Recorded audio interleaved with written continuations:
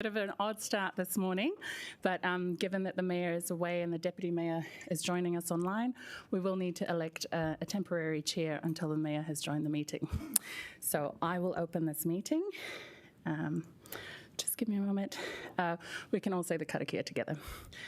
Whakataka te hau ki te uru, whakataka te hau ki te tonga, kia mā kina kina ki uta, kia mā tara tara ki tai, e hi aki ana te ata kura, he tio, he huka, he hauhu, ti he moriora. Thank you all. So I just have some instructions here on the nominations of the acting chairperson. Basically, we just need to have somebody nominate one of you as the chair until the Mayor arrives. Do we have a nomination? I nominate Councillor Free. Lovely. It's one. Yeah, we just need the one nominator. So we're nominating Councillor Free, and just as part of our standing orders, we do select out of System A and System B. That's on your screen in front of you now. These are the two voting systems. If you just have a quick look at that. And I will need a mover for the motion here, which is that Te Kaunihera o Pōneke Council agree to System A or System B, and then appoint Councillor Free as chair. Yep. So that's moved by Councillor Young, seconded by Councillor Chung. Thank you very much. We'll go to that vote.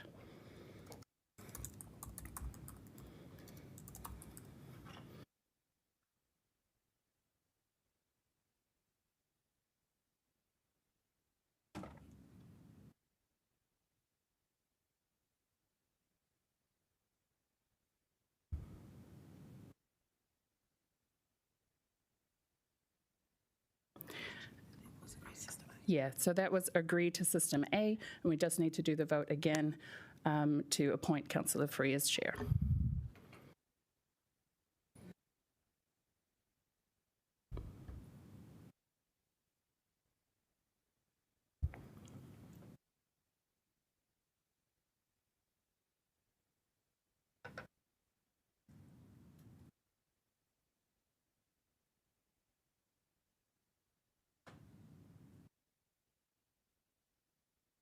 Councillor Pannett.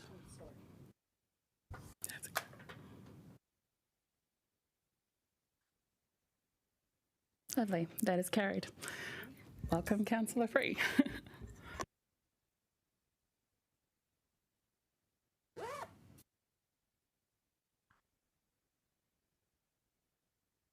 Well, it's always a pleasure to be part of these proceedings, so thank you for that vote of confidence, and a real pleasure to be here today. Welcome to everybody.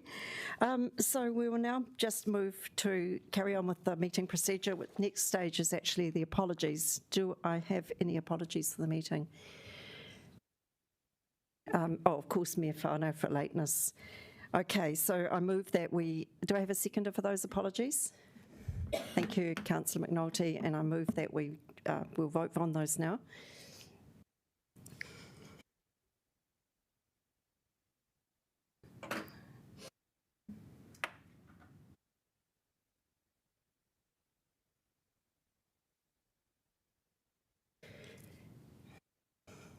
That is carried. We don't at the present time have any announcements by the Mayor. Do I have any conflict of interest declarations? None, thank you. Confirmation of minutes. So I move that we approve the minutes of the council meeting held on the 1st of June 2023, having been circulated, and they be taken as read and confirmed as an accurate record of that meeting. Do I have a seconder? Thank you, Councillor O'Neill. I'll put that motion and we can vote on it, please.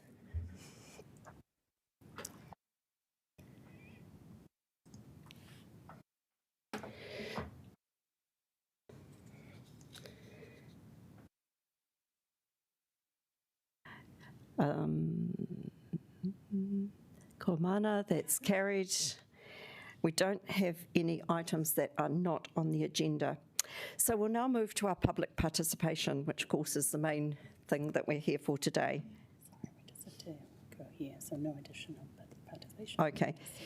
We haven't had any additional requests for public participation Oh, okay, so sorry. It's not public participation because the purpose of this meeting is actually oral hearings. We have not had any additional requests for public participation. So we just need to also take care of a vote to extend the meeting beyond 6 hours, as this hearing will continue tomorrow, and a vote to adjourn. We'll also need to vote to adjourn the meeting at the end of today. We'll take these votes together. So I am going to move the motion that we extend the meeting beyond 6 hours in accordance with Standing Order 11.7 and adjourn the meeting until 9:30 Thursday, the 15th of June, 2023. Who would like to second this? Thank you, Councillor Chung. I'll put that motion and we can vote on it.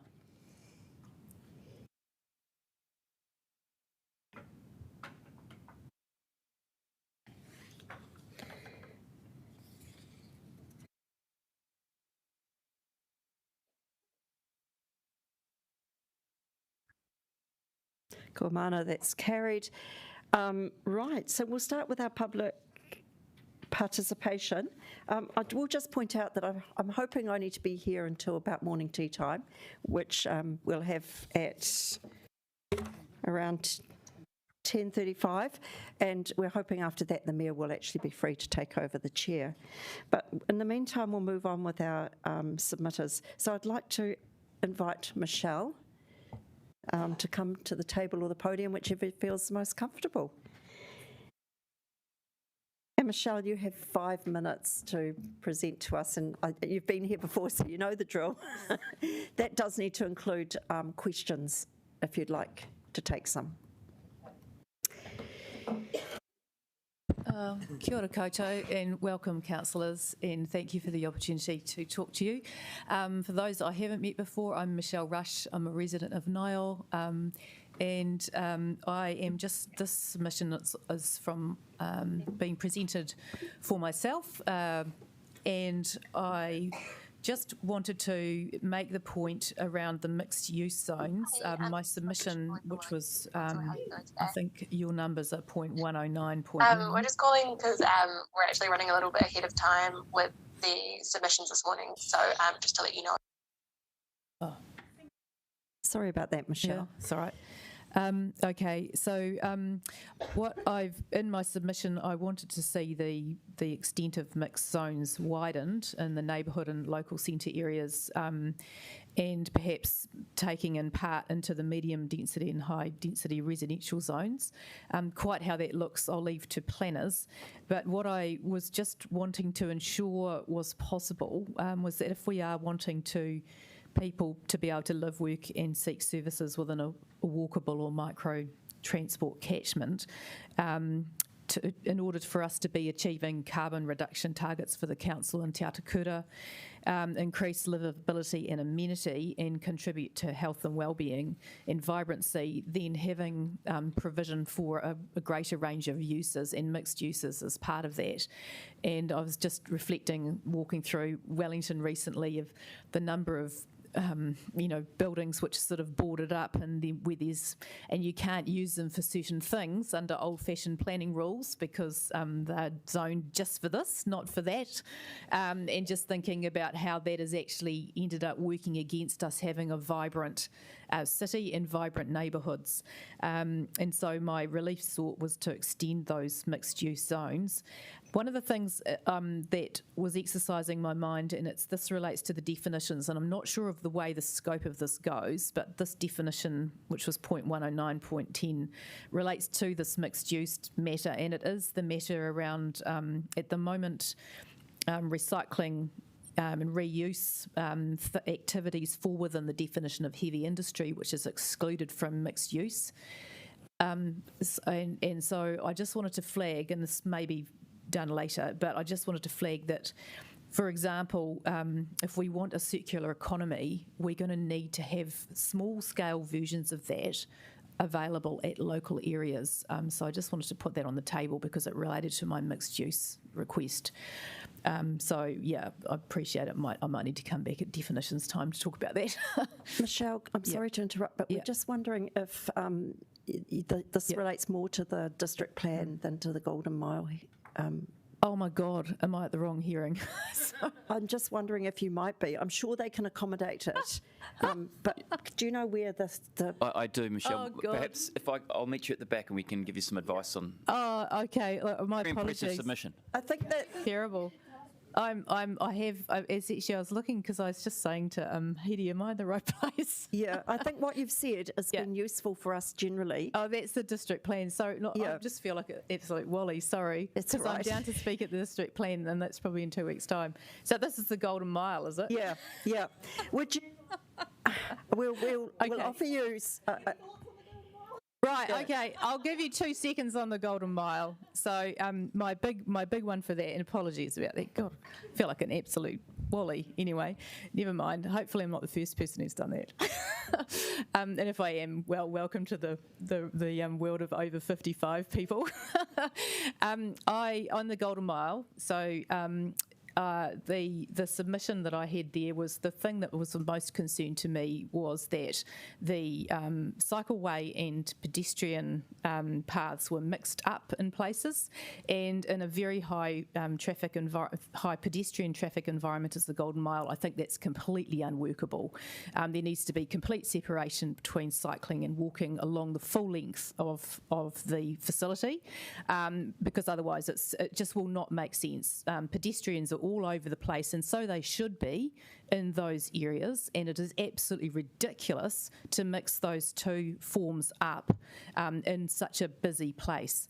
I think it's fine along places like the waterfront where you want kids recreating on bikes with their mum and dad, but for the Golden Mile, where you've got people going in and out of shops randomly, keep getting on buses randomly, mixing up pedestrian paths with cycles is ridiculous.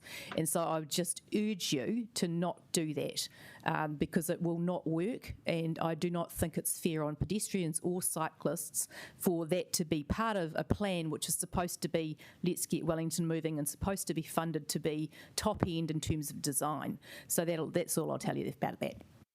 Yes, and we will give you a little bit of grace because there was a bit of interruption and a bit of confusion. Sorry, and my but we have terrible one faux pas on the we have district one plan. question from Councillor Calvert. Okay. Michelle, I'm not sure whether you were, but they're also planning a cycle route down Featherston Street, so sort of parallel, and that's the primary route. Do you have a view on that?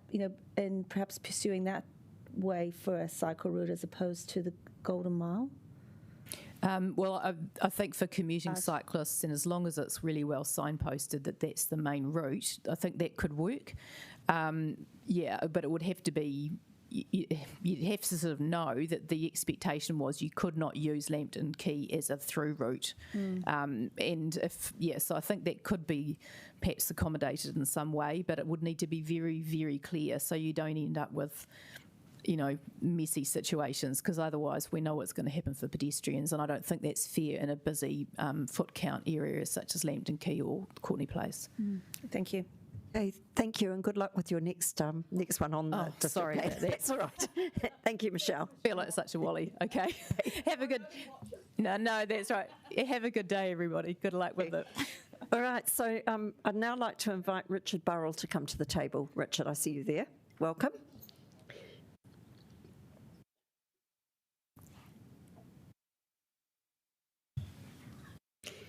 Kia ora, councillors.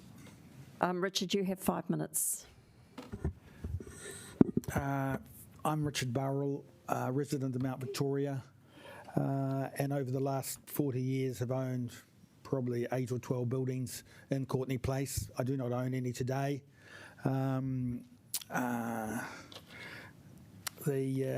First of all, congratulations on the city's cycleway plan. And I'm here speaking also really for my business partner George Wilkinson, who some of you will know because he's been an avid cyclist all his life. And when I said I was coming here, but most of his time is in Golden Bay these days. For 45 years, my business partner and I have cycled and walked to work. More walking today than cycling for both of us. The Golden Mile, the south side of Courtney Place between Cambridge Terrace and Tory Street. Keep the slip lane open. to all traffic 24/7. There are 40 small ethnic food outlets that need every bit of trade they can get. Do not worry about the north side. The bars are in decline, and from my observations, they don't seem to care about the standard of their establishments anymore. They're quietly just deteriorating. There is also a case between Tory and Taranaki Street for access to the St James, but I'm sure others will speak to this. The cycleway from the zoo to Courtenay Place, some of this has been done, but let's restrict the speed to 30 k's, and I would be even in favour of less than that, 24/7. And I know there's some issues with putting speed cameras up, but it could become a major generator of income for the city to have speed cameras in some of these high volume areas where cyclists are and cars are. But seriously, the restriction on the 30 k's has to be enforced. And from what I've been told, you can't unilaterally do it. You need an act of parliament, but you guys will understand that. I do have a solution for Jervois Quay, but I'll come back and talk about that another day, because really this is only about the Golden Mile. That's all I've got to say. Thank you, guys. Oh, that was really concise. Do we have questions? Yes, we do. Councillor Tim Brown. Hey, Richard, sorry, what was the first bit of the road that you were talking about with the small businesses? What was it? I missed the stretch. Cambridge Terrace to Tory. Oh, So it's just the south side, that first section. Yep. Where there's a slip lane, and then when we get to Tory Street, well, I presume that we're going to be able to go left into Tory Street and away if the cars are kept open. But it's only that's the main area I'm concerned about. And so you would like that available for all traffic to be able to drive up that sort of. All traffic. It is purely for those businesses. I don't believe those businesses will survive on walking and cycling traffic and the bus traffic. It just will become a thoroughfare. The moment, I think you'll see it's busy from 8 or 7 in the morning till 7 or 8 at night. In fact, it's probably later than that. It's always busy, and there is 40 small businesses. How many car parks are there now? I mean, because I walk down there a lot, and it strikes me that it's almost 99% pedestrian access as opposed to people driving. So I can't really see why car access would make a lot of difference to that. There'll be 45 or 50 cars. It's both sides of that slip lane. Yeah. You have your bus lane, but currently the bus lane's there. Yep. And won't be interfered with. It's just that slip lane and down, and then there's 2 more, 3 more car parks, and you're into Tory Street. Gotcha. Okay. No, We've got a couple more questions. So Councillor Chung and then Councillor Randall. Thanks very much, Richard.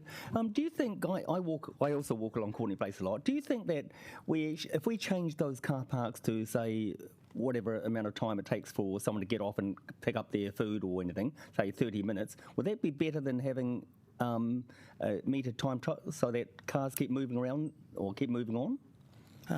6 minutes. All people need to get in and out and get these are morning tea, breakfast, morning tea, lunch, and then dinner at night.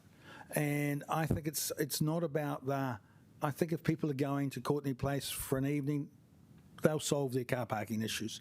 But I think for the ethnic restaurants and they are small takeaway businesses, and we might have one chemist there, and I'm just trying. Beg pardon? Oh, we're losing our chemist So here. the main thing is short times. I think this is short term. I'm not looking for people to be able to park there. Your traffic people will tell you what they need, 6 minutes or 10 minutes, some restricted amount of parking. It's well policed, so it's just we don't want, from my point of view, you don't want people coming and parking there all day. Okay. Yeah, great, thank you. I'm going to allow a very quick one from Councillor Randall because our next person hasn't turned up. Yes, so thank you. How much also is that slip lane used to drop people off or not used for parking, in other words, just to access that piece of space in terms of pick up deliveries or Ubers dropping people or people even who are going to park somewhere else just dropping the appearance off or something. Is that an important element to it too? It's continuous. I think that somebody could go and survey that for you, but if you go and observe it during the day, it is a very the buses have got control of the centre lane, and rightly so. And then there's the odd bit of traffic going. Well, I'm sorry, there is still quite a bit of traffic going down there, but the slip lane is just continually in use. People dropping off, people picking up lunches or whatever. And I presume I haven't actually thought about what the time restriction is, but Okay, we might have to wrap that up. I'm sorry, but that's been useful. Thank you, Mr. Burrell. Now we're going to move now to Alex Dyer and James Burgess, who are online, I believe. So we're taking you early because we've got a wee gap. Hi, Alex. Kia ora koutou, kia ora Sarah.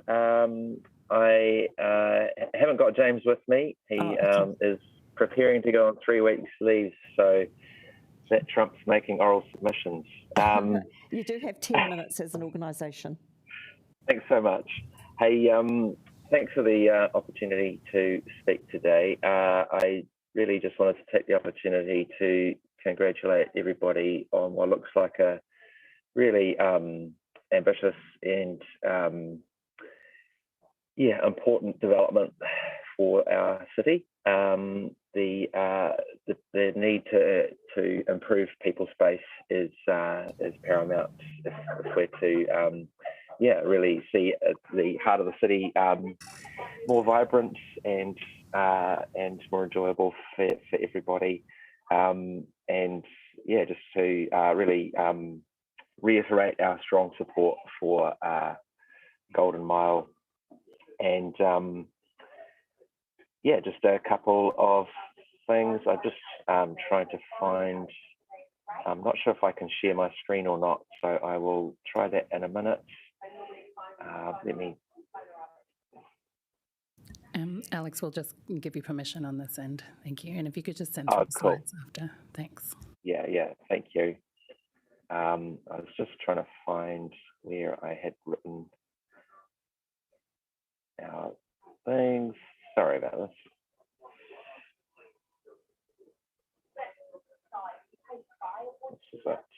Here we go. Okay, so I just wanted to reiterate our basically some key points in our submission. We do support the restriction of private motor vehicles on the Golden Mile, and all of this work going into making walking and cycling and public transport better.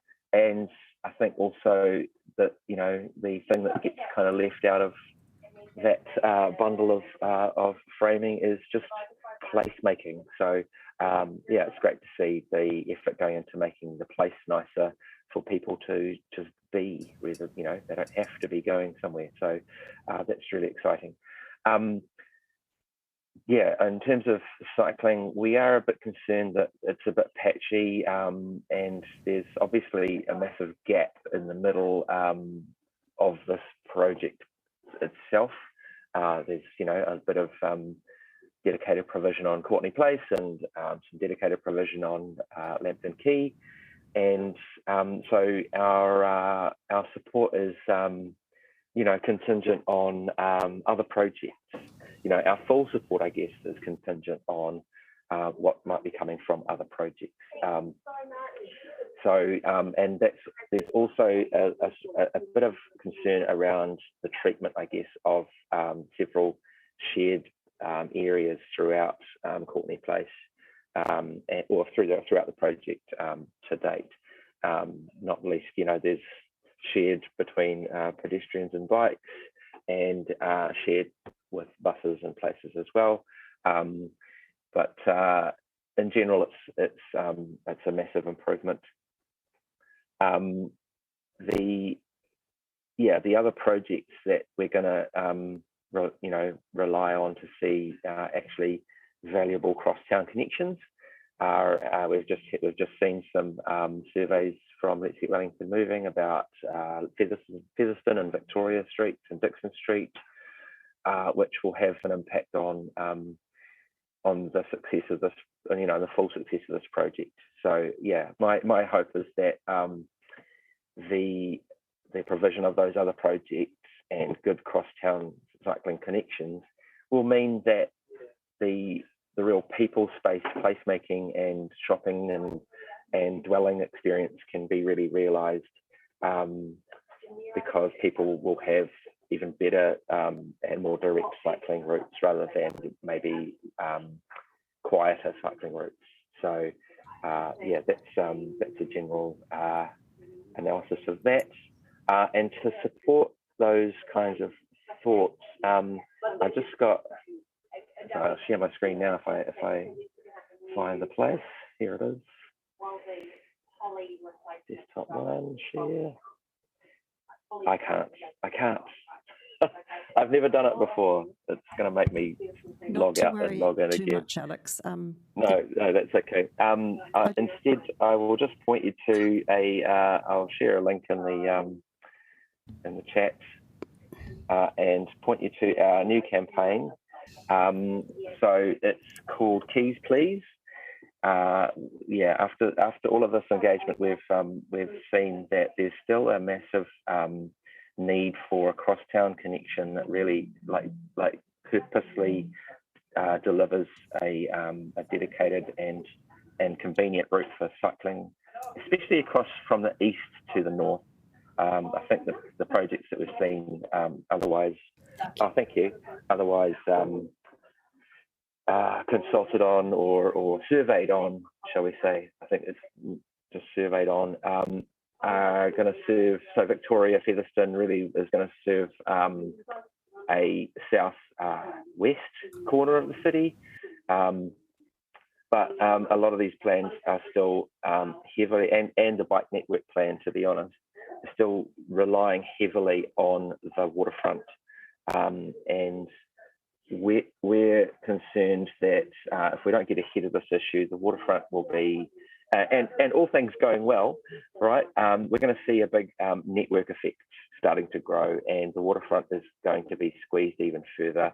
And so that's all described in here. But yeah, just wanted to introduce you to this as a supplement to what we see happening with Let's Get Wellington Moving, with city streets, with the bike network plan. We think that while the waterfront is a great place to be able to ride a bike, and we don't want to see any change to that access, we're just concerned that if we're going to see the success we want to see, that, you know, for this picture that you're looking at right now, there's no way that the waterfront can serve the numbers of people on bikes that we actually want to plan for. So we need to get ahead of this. Our preference is to see a lane on the quays repurposed for a two-way cycleway for cross-town journeys. What's this got to do with the bus? What's this got to do with? No, we don't need the interjection, sorry. Alex, there are a few questions too, so just have time. Yeah, sure. So please have a look at this campaign on our web page, which I've just shared with you. This will alleviate the excess pressure on the waterfront. Let that be a great people space, as well as connecting up with the Featherston Street project, which then also frees up the ability for the Golden Mile to really shine as a people space as well. So yeah, that's what I've got for you today. So thank you. Any questions? Thank you, Alex. I've actually got a question myself. So you rightfully identified there's a weak link in this project for bikes in the middle. And what would Cycle Wellington like to see for a solution there? Well, we're really supportive of what was surveyed on for Featherston and Dixon and Victoria, because that's about better serving connections to the southeast. The southwest. And yeah, this is so yeah, that's where our ability to be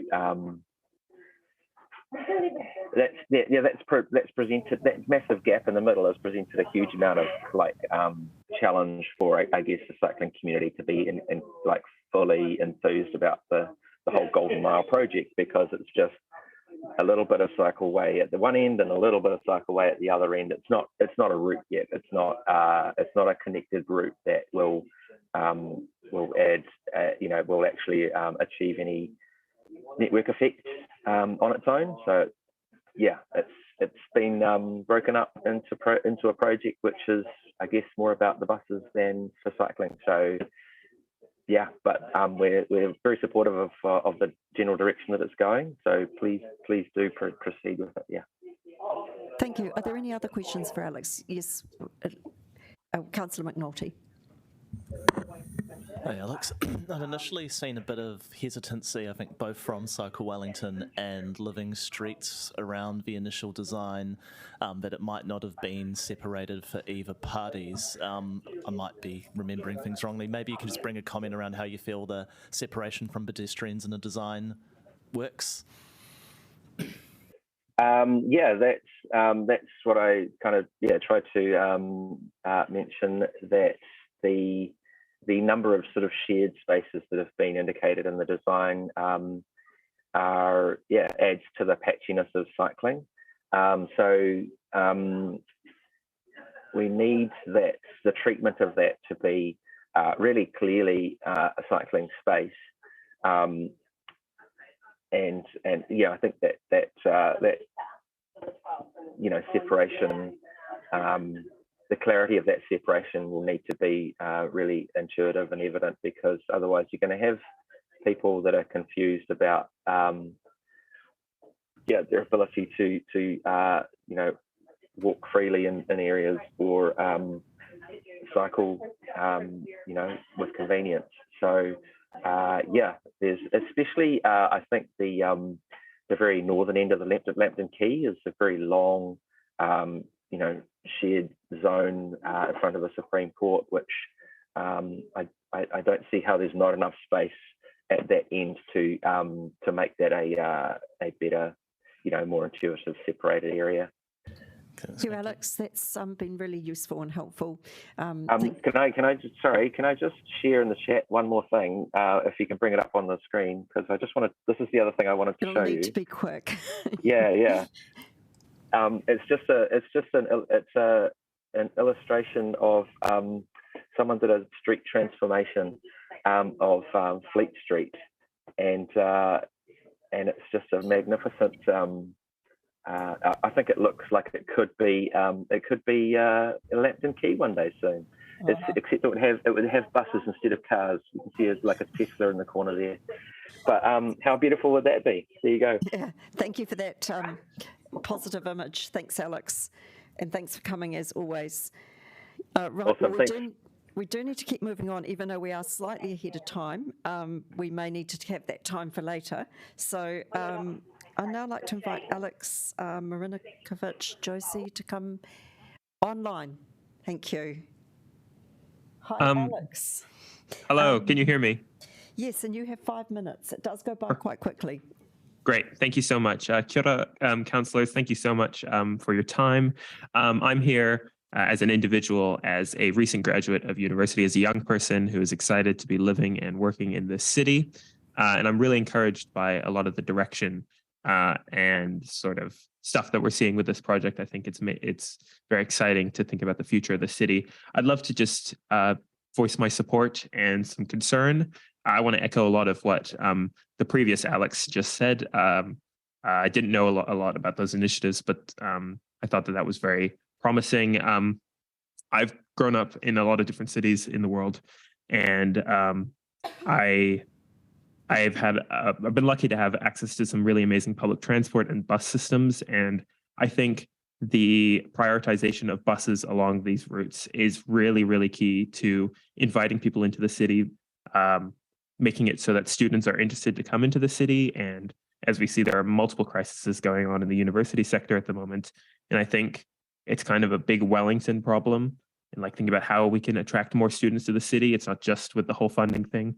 I actually think students are concerned about the city, but when they get to see projects like this, they have reason to be excited for the future. I'd like to echo a lot of those things about cycling. I think there needs to be better connections of the overall route. I was really excited to take the route near Parliament a few weeks ago, and I loved that, but it then just kind of faded, and I didn't really know where to go from that. So very excited to see people voicing, other options for how we can connect that. I think, I really was encouraged by the amount of greenery I saw on the renders that were available. I think having more greenery makes the space even more inviting, makes people want to stay in the city. And then I think, as you've seen in pedestrianization across the world, it means people will spend more time there and support the businesses there. I think we could see a real boom in businesses, and especially small local businesses, when people want to spend more time in the city, because right now it's a bit hard to want to be in the city for prolonged periods of time if you're not at a single restaurant or whatever. There aren't many places to just sit and relax in between visiting some of the amazing places that Wellington has to offer. So I really want to say that I think these changes are important. And I think for people like myself who aren't in the financial position to own a car or don't have a desire to own a car, these improvements would see Wellington become way more accessible.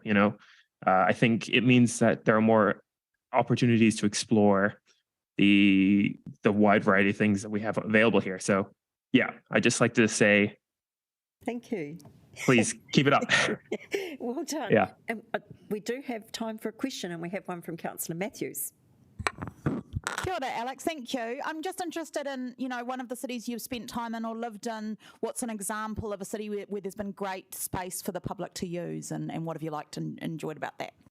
Yeah, I lived in Singapore for the majority of my life, and Singapore doesn't have some of the most amazing like rapid transit bus things, though it is lucky to have a really excellent MRT, underground subway system.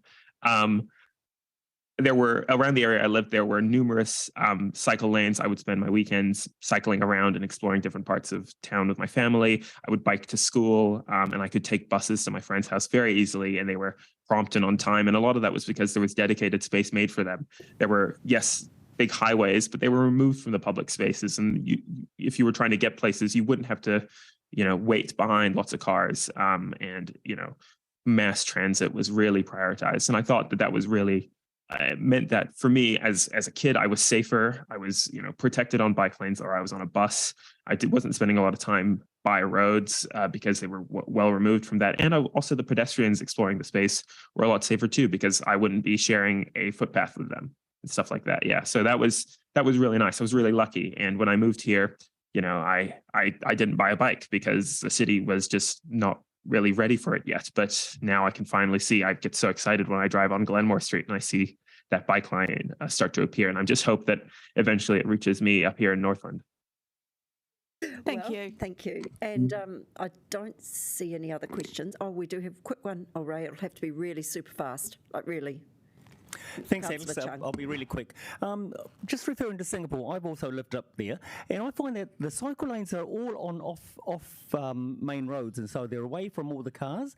And so do you think that's a much safer solution than what we're doing here to share the footpaths between cars and pedestrians?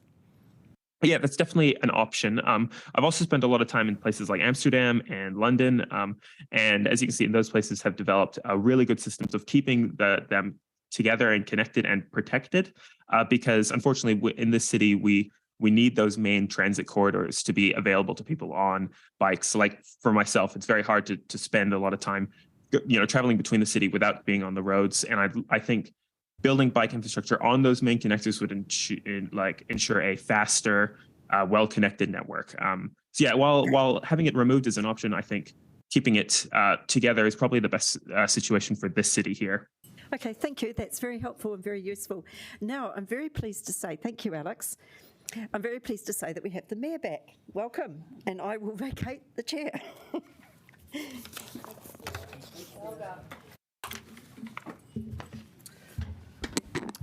Thank you so much, Councillor Free, for holding the fort. It is much appreciated.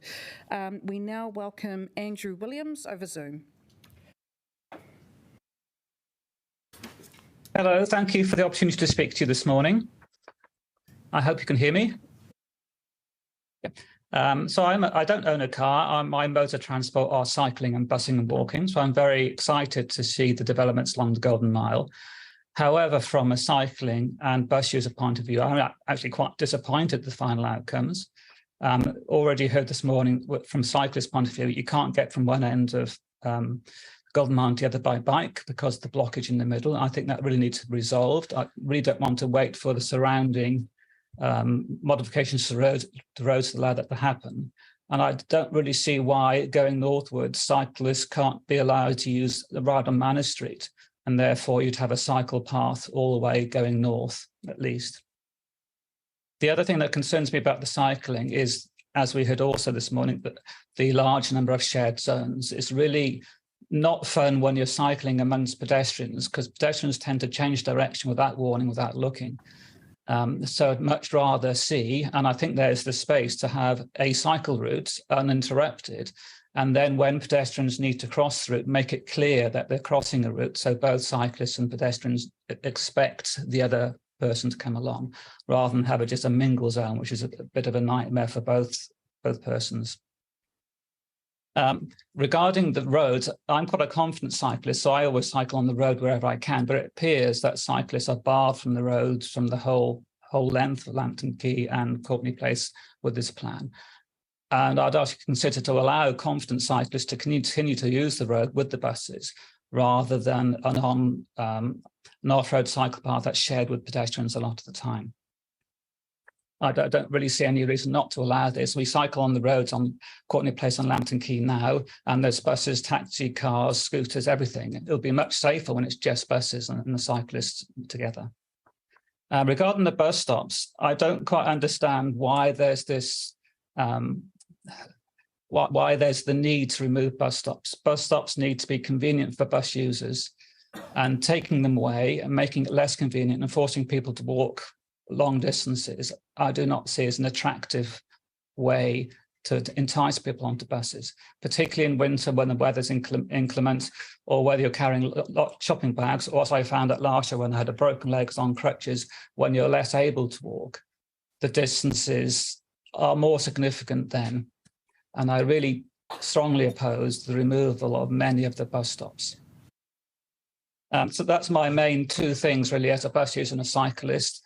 The cyclists need to be able to go the full length, ideally on a dedicated route without interruptions and more dangerous areas mingling with cyclists. And bus users, I believe, should be able to get the bus where they need to go and not get off and have to walk long distances at either end. That's my Thank you, Andrew. That's really useful. We now have a couple of minutes left for questions, starting with Councillor Randall. Yes, thank you for that. It's interesting you're a bus user and a cyclist, so I just wanted to ask you a question about the idea of having cyclists in the bus lanes during peak times, because of course, as well as more cyclists, we're going to have a lot more buses. So do you think it's really safe when we're going to have 80 buses an hour, that's less than a bus a minute, and have cyclists in that lane?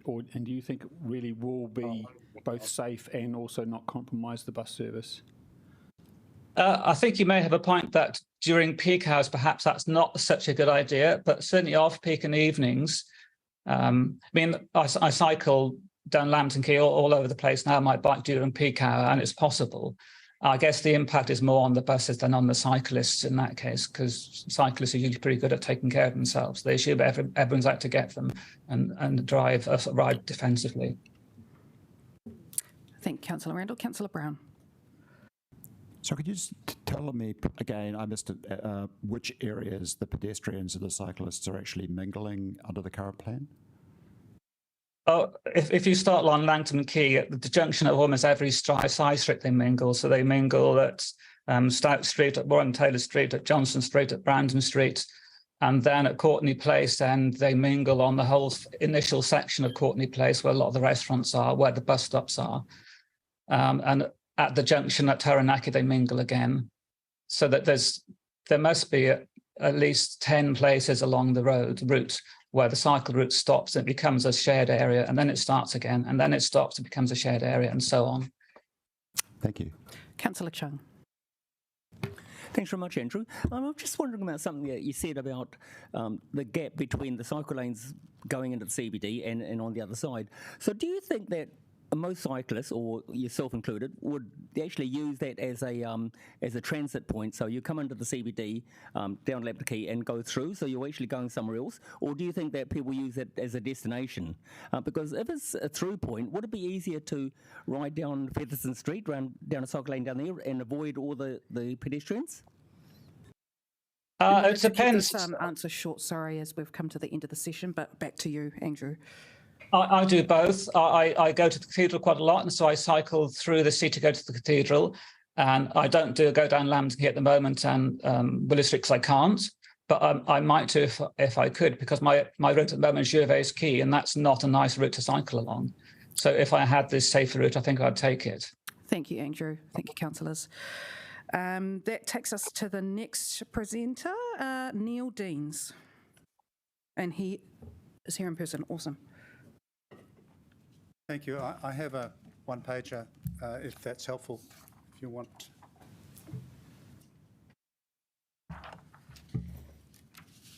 Thank you very much. Well, thank you for the opportunity to speak. I'm a person who commutes daily by bicycle from Kandala into the city. I also use buses and trains and use a car from time to time, and I've travelled extensively. So I realise the problems you've got. I appreciate the work you're doing to try and resolve these issues, and including some of the works that you've done, for example, the cycleway on the Hutt Road. I believe it's helpful to have a range of transport options available, and that's one of the good things that we have. So broadly speaking, I support the general intent of this work. I think one of our challenges is that different traffic users have to learn to recognise and respect and respond appropriately to one another, depending on the mode of transport you're using and the circumstances. And obviously we want to try and make it as safe as possible. And I guess there may be options to try and spread traffic use. I've just heard the previous speaker talked about when you have buses and cycles at the same time at busy commuter times. That's a big challenge. And I certainly don't agree that cycles and buses should be in the same lanes. I think that's really challenging for both. I don't envy the bus drivers trying to deal with cyclists, and I am a cyclist. I guess one of my key things that I'm really pleased about in this work is trying to link things up. Some of the work that's been done on cycleways, starts and stops. And then suddenly, for example, I ride down Featherston Street in the morning when I come in very early. The cycleway there, at the moment, stops. So it's not very helpful, but it doesn't matter when there's very little traffic around. My other point is that some options just are not mutually compatible, and somehow we need to learn to distinguish between them. One of the things that irritates me is that at the moment cycleways and bus lanes have the same coloured paint. If I go to parts of the city that I'm not familiar with and I'm on my bike, I want to be able to use cues like, that's blue paint, therefore I can go there, or no, don't go there because it's not for me. At the moment, some of that paint is the same, and it's very confusing if you haven't been to those places frequently. So those sorts of issues, I'm sure that we're learning about how we can better provide consistency and information so that people behave appropriately. I'm first to admit that most cyclists are pretty good.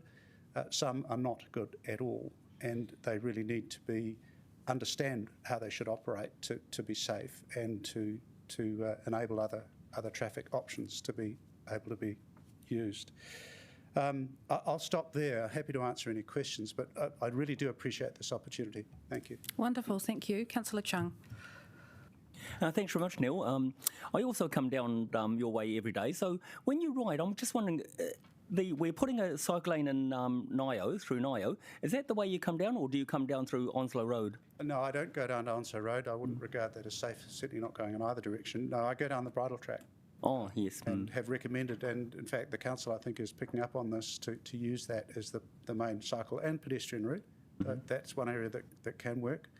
So that works fine, but I try and avoid both Onslow Road. I've never cycled down that. I have gone down through Nio from time to time. Great, thanks. How do you think we could actually improve that route for you coming into the city?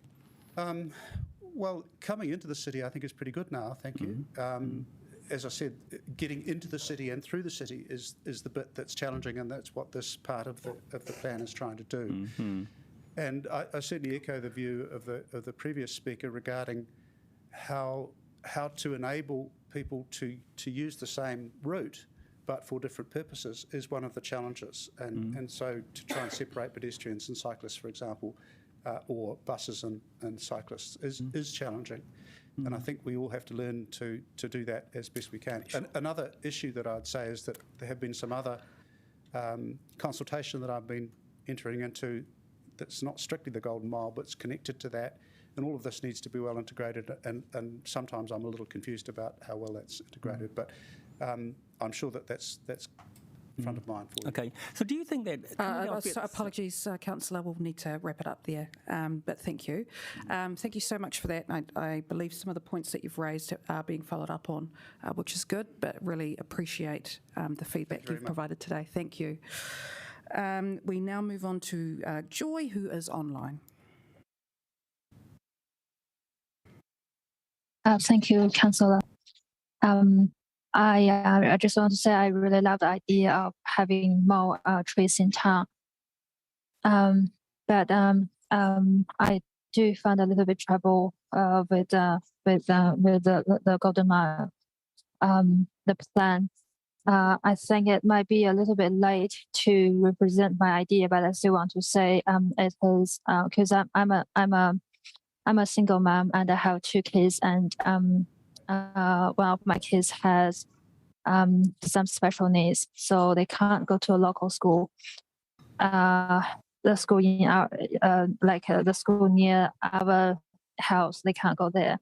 So we live in Taba, and they go to school in Wellington, and I work in town full time, and I also study in town part time, and I found it's very difficult with the bus system. So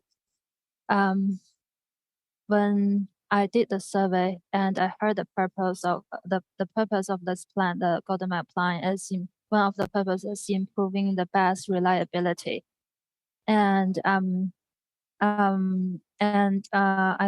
think the people they said but it's not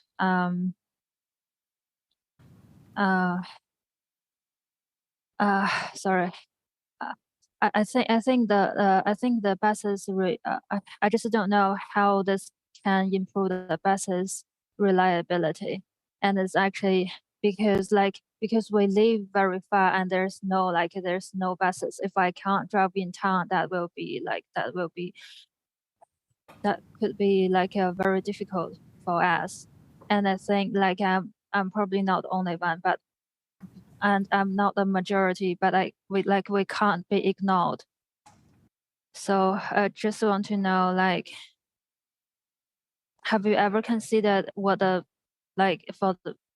gonna happen for the people like us who have to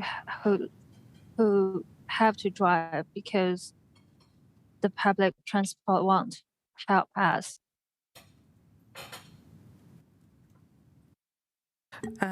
Thank you, Joy. Did you want to take? We've got a couple of minutes. Did you want to take a couple of questions? Are you comfortable with that? Yeah. Yep. So, Councillor Randall. Yes. Thank you, Joy, for coming and outlining your issue, and I think it's really important the city understands things. My question is, can you just explain maybe the particular challenge to get to the part of Wellington City where you need to get to, and especially whether there's adequate, whether you have a mobility pass that you can use in mobility car parks, or whether you really you don't have that, so you just got to find a car park somewhere near there. I do need to find a car park somewhere near there. So because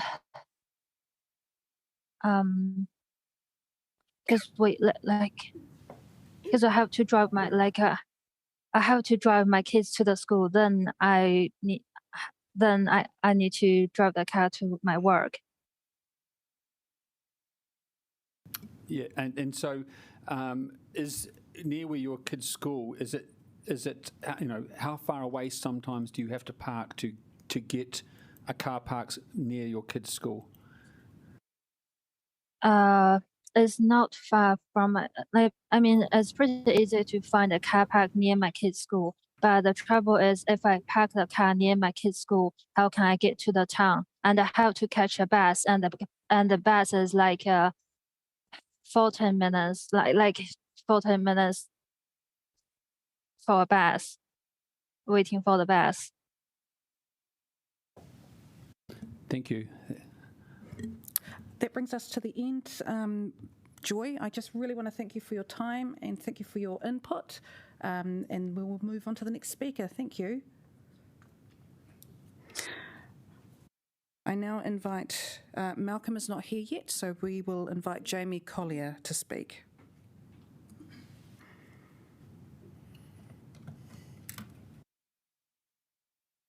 Good morning, everyone. First of all, thank you very much for the opportunity, along with everyone else that's had the opportunity to come along and today for the rest of the day and tomorrow. I'm actually representing a number of clubs and our venue. So I run Toitu Pōneke Community and Sports Centre, located on Kilburnie Crescent. I live in the northern suburbs. That's where I choose to live. Yep, that's what I can afford to. That's where we can afford to purchase a house. We can't afford to have something in town. The proposed plan along Kilburnie Crescent to reduce one or both sides of parking on Kilburnie Crescent, I believe is ludicrous. At the end of the day, we've got residents there. We've got Kilburnie Park, one of the larger sports fields that is publicly used often. We have 4 main fields on there, 3 rugby, 1 football. During the summer season, you've got at least 4 cricket pitches there. On top of that, we've got our venue, which is getting increasingly busier. We've looked at our community impact from 2017 to 2022. We've had an 833% increase in the utilisation of the venue over those space of 5 years. We did take out 2020 because of COVID. Right next to us, we've got Wellington Regional Aquatic Centre, very busy pool. Yes, I've got a parking area out the back, not a huge parking area out the back. You've also got Kilburnie Rec Centre, which is on Kilburnie Crescent as well. They have a parking space. My apologies, Jamie. I just have to check in if this relates to the Golden Mile. The Golden Mile part of that goes through Kilburnie Crescent, so that was all part of the plan. No. So when I submitted my submission, it was all based around that Kilburnie Crescent part, eastern suburbs, with the cycleways and bikeways. Cycleways and bus lanes. Yeah, different route. This is the one that I was put through to. Okay. Look, all good. We'll keep listening because we still want to hear your feedback. So please continue. Well, if this is not going to be if you guys are not going to have questions with regards to it, then what is the point of standing up here and discussing this right now? If I was brought in, it's up to you. There's clearly been.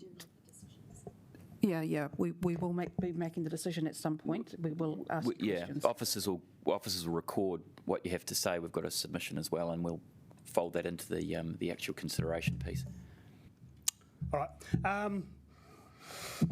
Well, I don't know where to go from there. I mean, like I say, it's an extremely busy area, Kilburnie Crescent, in the eastern suburbs, and it's only growing.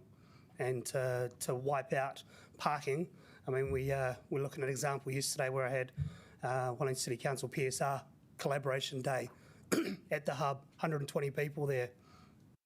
Kilburnie Crescent was chocker. And that didn't even allow for people going to the pool, didn't allow for people going to the dentist, didn't allow for Kilburnie Rec Centre.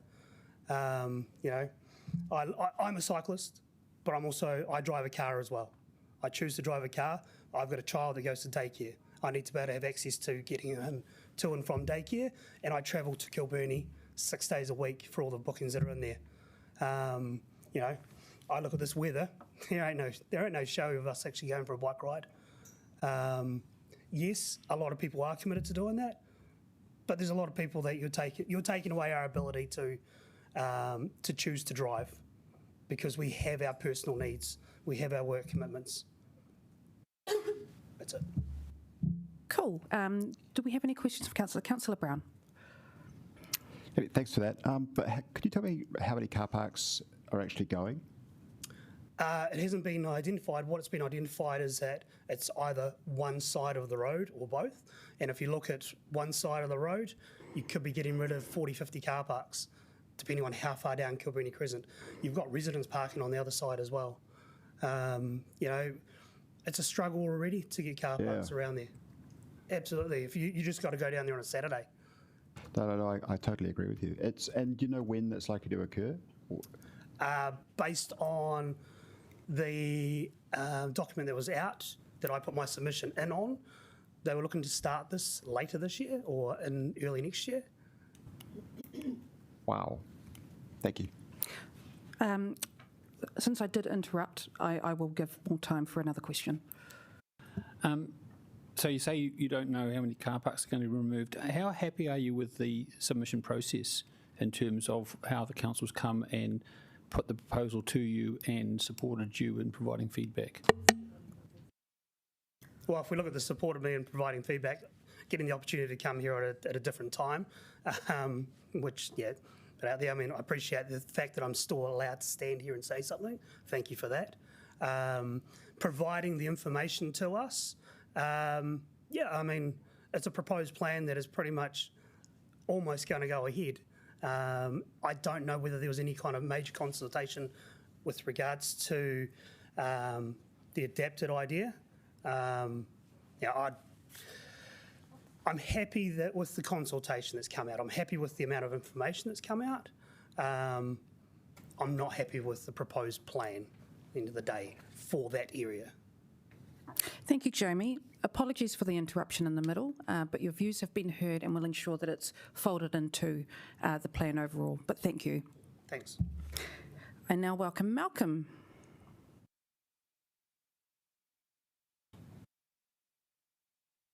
Good morning. I'm actually don't support the current plan, mainly because I don't think it's looking after the community, i.e. Most of the people who need to get transport are in this terrace come Lambton Quay area, and you're actually going to put light rail over on Jervis Quay. That's actually been done back in the 1950s, 60s and didn't work. So I'm a bit surprised that no one's been reading any history and gone ahead with that. So what I'd like to start off with saying, you should do it right, do it once, and I don't think that's going to happen in the current plan. Light rail route is just not well designed. It should really go up Lambton Quay, up to Courtney Place, along Cambridge to Kent Terrace, underneath Basin, and put the tunnel in, do a cut and fill during the winter period when the cricket's not on, and then through the tunnel, which someone proposed once before at Mount Albert and out to the airport. And that way you're serving the best interests of everyone in the community. I sort of suspect that no one's actually been on light rail that's here or is in behind this plan, because if they had, they would be embracing it. If you go to Melbourne or Sydney or the Gold Coast, in fact, on the Gold Coast, once you leave the Gold Coast area and you go up towards the main rail station or rail network, you're actually travelling at about 80 kilometres an hour. And so light rail is a lot faster than bus. Another thing I noticed in the proposal, you talk about rapid bus. There is no such thing. And the contents logically, a rapid bus means fast load, fast trip, fast unload, and fast load again. That doesn't happen. Fast trip, yes, that's achievable, but not fast load. And you just got to look at the double deckers you have here now. They just take so long to load and unload. You go to Melbourne, like I did once many years ago, sat at a cafe, saw more than you people here standing over on a tram stop. The tram turned up, and within 15 seconds it was gone, and the tram stop was empty. Now, you can't do that with buses, and I think that's just foolish. The other thing is with buses, I know you're using electric buses, they're not as efficient as light rail, because first of all, you've got to charge them up, and then you're going to burn the energy to drive them. With light rail, you're actually putting their power straight onto the wheels, and it's a lot more economical. They have better regenerative systems. They've been around a lot longer, and so I think that you should really look at it again and say it's light rail up Lambton Quay, and it's going to go to the eastern suburbs rather. So that's really my main thing today. That's incredibly useful, thank you. Any questions from councillors? Councillor Calvert. Thank you. And I know the retail sector would think that's probably a better way to go as well, because so you talked about the 1950s, 60s, and I'm just curious, and you said it was going to go down the quays, but... It did go down the quays. It did go down the trams quays. and they were taken out. Right. And do you know why were they taken out? I don't know. I was too young then. I was Okay. only a primary school student. I wasn't in Wellington at that point, so I was just curious to understand. Yeah. You are right. That's something I should have probably mentioned, is that I think with the plan is you're actually forgetting about the retailers and the fact that you shouldn't actually have a cycle track through the Golden Mile. It should be a cycle track into the Golden Mile and out from the Golden Mile, just like cars come in and go out again, and just like I would come in if I need to drop something off at the premises here or pick something up. I bring the car in, park, probably not be there more than 30 minutes, and then I'd be gone again. And that should be, so cars and bikes should be on the same footing. The other thing is with bikes, I do ride a bike myself, I should add, and I pick my journeys. I just think that you're disadvantaging the pedestrians with these bus stops that you have, like one at Tinakori Road, the one at the hospital. You actually got to walk out into the bike traffic and get wet in the weather, where before the bus pulled up and you only had to walk a metre. Thank you. Thank you so much. That brings us to the end of that. Really appreciate your time, really appreciate that background. We are now going to take a 10-minute break. We are going to start back quite strictly, though, on 10:45, so it's actually more like 9 minutes. So take a quick break. Thanks.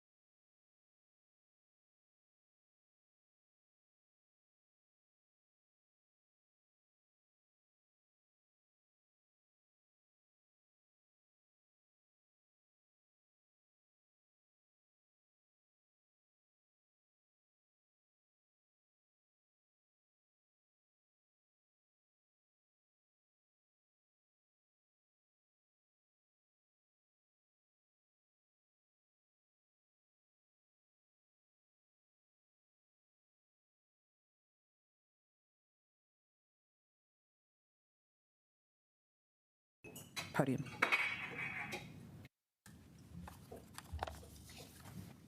Kia ora tātou. Your Worship, the Mayor, City Councillors, ko Lance Pratley aho. As someone who's worked in the central business district of the city for over 4 decades, it's with concern that I learn of the intention to ban cars in much of the Golden Mile and severely reduce car parking. In the main, I travel between my home and Kandara in the central business district by bus, and I have for many years actually enthusiastically lobbied the regional council and this council for better bus services. As you listen to the submitters and later evaluate this, I just ask yourselves this question: will the benefits outweigh the burdens? Will the burdens outweigh the benefits? My main objection is the reduction in car parks. I don't want a car park every day, but there are times when you really need a car park. Let's just remind you that this is a central business district. Central. It's the hub for our citizens, not only for shopping and working, but also importantly acquiring services that cannot always be found in the suburbs, in the east, west, north and south. Although I speak for myself only as a lawyer on the terrace, a short walk to the courts, I'm one of literally hundreds of self-employed professional service providers in our city centre. Some clients work nearby, so they walk to my office. Others work in nearby suburbs. Many who once would have taken the bus can't anymore because the buses are so unreliable. They like to turn up to their appointments on time. Some clients arrive with large volumes of documents which are hard to carry on a bicycle or bus. Some come from further afield where buses and trains are few and far between, places like Levin, Otaki and so on. They usually can find a park on the terrace or around Balance Street, McGinnity Street and so on. But if many car parks are going to be deleted, how many people are supposed to consult professionals based in this part of Wellington? I just ask you to picture this. You need to have oral surgery or root canal treatment, or perhaps visit a podiatrist for surgery, or you've been injured and need to see a physiotherapist. Those are among the professionals that are in the central business district. Will you take the bus? Maybe you will, but will you want to catch a bus home after having had surgery? And what about a worker in the CBD who suddenly becomes unwell? Think of this: you've just had surgery, or you've suddenly come down with some awful ailment. You arrange for someone to meet you to drive you home. How far will you need to walk on a day like today, for example? How will you get on if the person who's come to meet you can't find a park? Have you ever had such pain or felt so ill that all you want to do is go home? Please think of the ramifications of what you're considering. And what about those who are disabled? Those with young children, elderly parents? If they cannot park, it's quite simple. They'll shop elsewhere. They'll find a professional service provider somewhere else as well, be that a dentist, accountant, lawyer, etc. Just as hubs have grown in outlying areas such as Porirua for buying furniture, etc., your proposals may well cause hubs for professional services to go out into the suburbs. What will it do for our carbon footprint if someone, say from Karori, has to travel across town to Kilburnie to go to a podiatrist? What if someone from Kilburnie has to travel to Johnsonville to go and see their accountant? Right now, most professional services providers are based centrally. People don't have to travel across town, but there are, of course, really no or very few direct bus services between the suburbs. So if people consider coming into the CBD as inconvenient and service providers move to hubs in the suburbs, people will take their cars. What will that do for the carbon footprint? What sort of city centre do we want to have where people only come here to work? Will even more major corporates leave Wellington? What will the legacy be of your years on this council? Please carefully consider the consequences. I ask that of each of you, and I ask that of all of you. Kia ora, rawa atu. Thank you for that. We actually don't have time for questions this time round, sorry, but I really appreciate you coming in and sharing your views. Thank you. Thank you, councillors. I now welcome Peter Northcote to the lectern.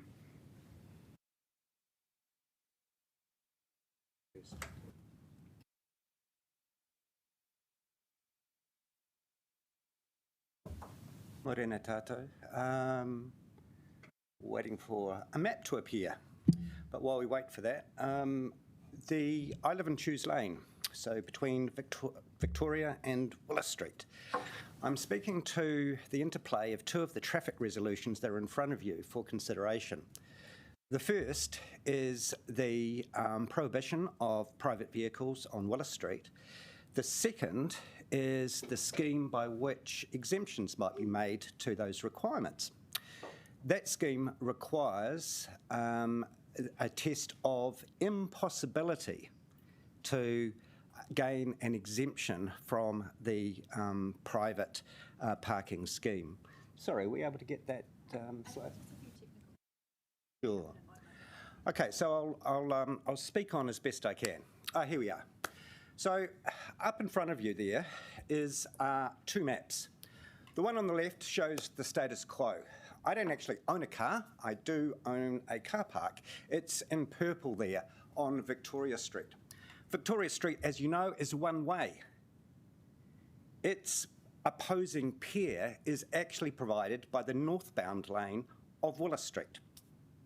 You can see that in Victoria Street there are a number of private car parks comprising, I estimate, several hundreds of cars.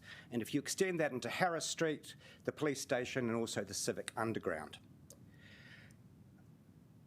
If I was to be in a vehicle at the bottom of Bulcott Street, the map on the left shows the route I would take to my car park. Albeit 200 metres as the tui flies, you could see it would take about 3 to 7 minutes, Google Maps estimated, depending on the traffic conditions. It's a very efficient way, relatively speaking. The map on the right shows what the current traffic resolutions proposed would require a user to do.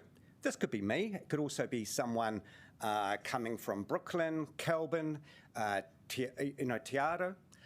I'd be required to actually, instead of turning left down Willis Street and getting to the car park really efficiently in 3 to 7 minutes through 6 intersections, required to take a route of 1.73 kilometres, 10 sets of traffic lights, multiple additional uncontrolled intersections, and take 7 to 18 minutes to make that journey.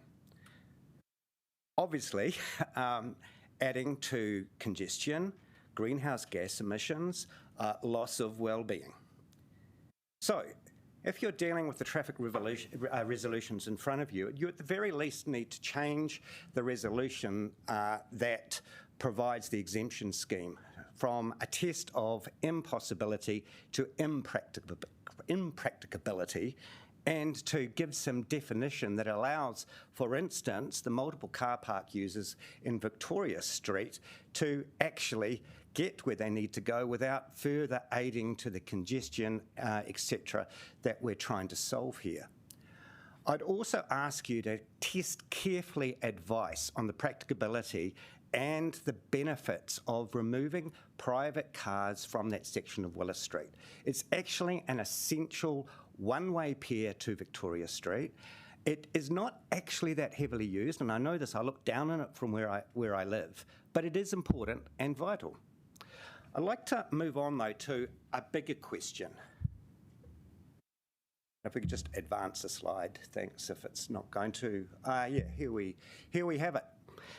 You start a consultation on these traffic resolutions. At the same time, city streets start to ask about Featherston Street and Victoria Street, with the notion that actually we need to take more car parks away from Victoria Street and put in a bi-directional cycle lane coming up Featherston Street.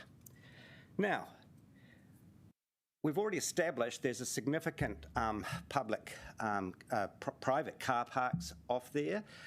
You're taking car parking away from people who actually need to access professional rooms, as we've heard about before, that part of town is the camping and outdoors area district. Large purchases, there's art galleries, ceramicists. There are places you need to go where actually public transport might not be the most appropriate way, including victims of crime, the elderly, the young, trying to access the library and Civic Square again one day.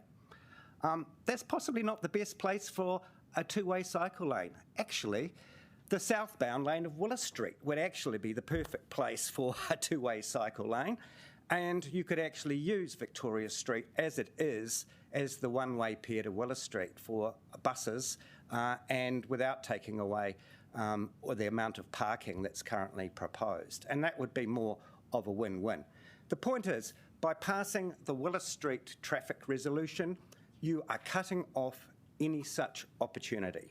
You are cutting down the choices that can be made for Victoria Street by passing that resolution now. And I would suggest to you that's not good process, it's not good policy, and you could actually pause the Willis Street traffic resolution while the Victoria Street Featherston situation is worked out. Thanks. Thank you for that. We don't have time for questions, but really appreciate that, appreciate the presentation, and we'll take all that into consideration. Thank you. Thanks for the opportunity.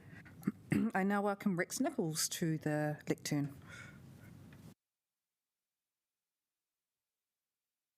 Morning, councillors, Mayor. I'm speaking as a private individual, but I do use the buses and I walk a lot through the streets of Wellington, CBD. Now, having been, I've passed out a submission which is a map on the back and some words. So I was a councillor from 1983 to 89, 92 to 98. So I know exactly what's happening here. I know that you're going to go ahead with this. So rather than try to fight it, I'm going to suggest some alternatives. First, some preliminary comments though. Manners Street is already car-free, and it's degenerated since it was made car-free. Poor quality shopping, shut shops, reduced pedestrian flows, very unsavoury behaviour. The street could well be an indicator of a future Lambton Quay without car-using shoppers. Lambton Quay has always been New Zealand's highest pedestrian foot count over lunchtimes. People actually enjoy busy footpaths. Humans like interaction. Wellington's current footpaths are never congested like larger cities. People love walking. I certainly love walking down Lambton Quay with lots of people to go around. The shops in the Golden Mile rely on deliveries at irregular times. You can't have it at night. They have to be serviced during the day when the shops are open. They need stuff to arrive when they want it to arrive. The idea of using the side streets as turnarounds with the ends blocked off will just not work. Illegally stopped and parked vehicles, instance Grey Street, just do not work.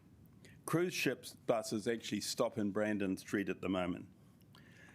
The fly-through shows very dangerous bike and pedestrian interchange where you've got a cycleway with lots of breaks where pedestrians go. Cycles travel far too fast around pedestrians, accidents will abound. And in the fly-throughs, you show 50-year-old trees. You don't have any idea of how the services are going to have to be moved before those trees are planted. You haven't allowed for that cost. The last comment I want to make is that the future of road transport will be autonomous electric vehicles. People won't own cars. They'll just call up a ride. They'll be extremely cheap without a driver, fast, simple. The CBD won't need parking per se. It will need stopping places and it will need extremely good access. So I've got two ideas for you, and I'd like you to refer to the map. And this is an extremely cheap option. Certainly it could be used as an initial idea to see if it works. It stops having the stopped streets. It stops having turnarounds at the ends of the streets. And what it does, you've already got one-way streets, Waring Taylor, Johnson, Brandon, and Panama. and it just keeps those and allows the traffic to travel down Lambton Quay from northwards to southwards round those, and that will give access for the shops. I suggest that when you bring in this car-free idea, you allow that action for a start and see how that works. If it doesn't work, continue with the rest of your proposal, but this is a start. My second idea, and I've got to say I've been beating this drum since 1983, I used it as my campaign, buses shouldn't go through the middle of town all the time, the buses from the suburbs. We should have a turnaround at the Bunny Street where there is already a large bus station, covered way, and it could be designed quite adequately so that you have one unloading and loading onto a fast, simple, cheap or free bus service that just goes back and forwards through the Golden Mile. And then at the other end, Courtenay Place. Courtenay Place was designed for tram turnarounds originally, and it could be replicated for buses so that those buses come in from the suburbs, they drop people off onto an undercover, onto a bus service that just flogs backwards and forwards through the Golden Mile, non-stop, possibly free, as I say, or cheap. Anyway, that's my submission to you. Thank you very much. Thank you. We've got time for one quick question, so I'll go to Councillor Calvert. Sorry. Thanks, Rex. Many years ago, there's been talk of pedestrianising Golden Mile per se, and probably Lambton Quay. Have you noticed any changes over the years since that was first proposed of what might make the plans different now? Reading the document that is the costing and all of that, I don't know who your consultant was, but I think the work is very poor. And I think the work that was done those years ago was a much better alternative. It wasn't full non-car, and it did allow some vehicular traffic. And I don't think it would have worked then. I honestly don't think it will work for the city now, certainly not for the shopkeepers and the people that work in that area. Okay, thank you. Thank you, Rex. That was great. We have to do a bit of a shuffle round, so I'm actually going to invite Dennis McKinlay up to speak to us.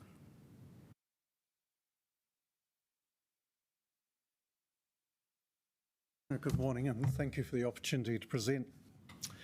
I've lived in Wellington since 1983 with a stint overseas for a number of years.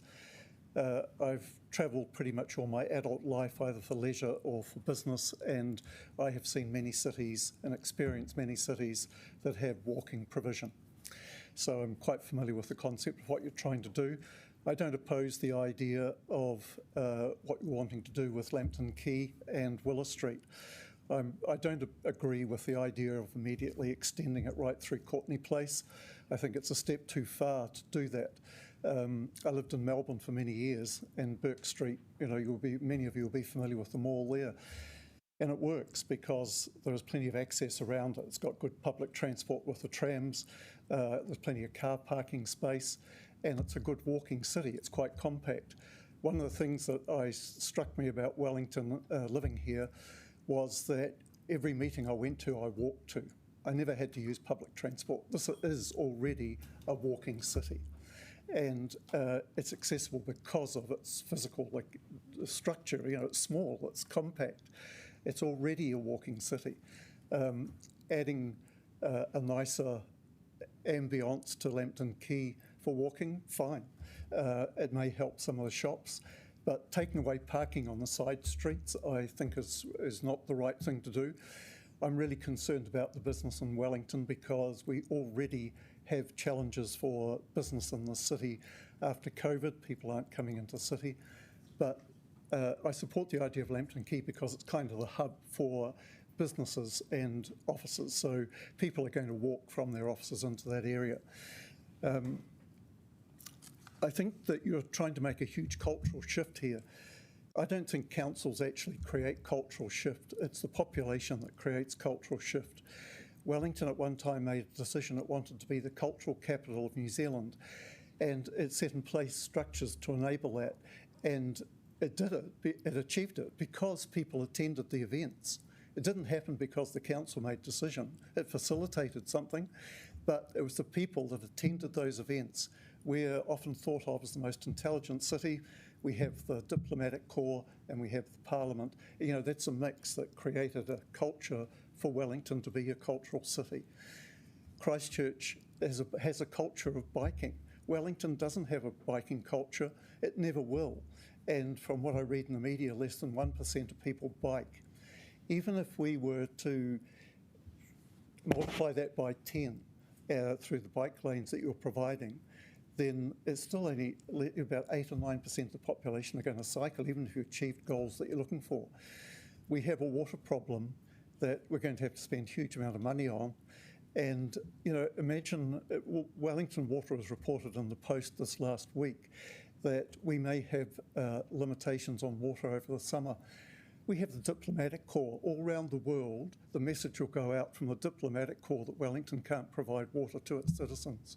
But we're going to spend billions of dollars on cycle lanes and not address a critical problem that affects 100% of the population.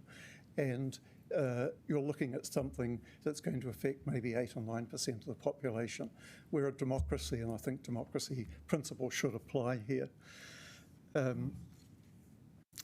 The other thing I'm not sure if you've considered, but if you were to go ahead and do all of this, I would first say that it needs to be in a staged approach so you can test your theories.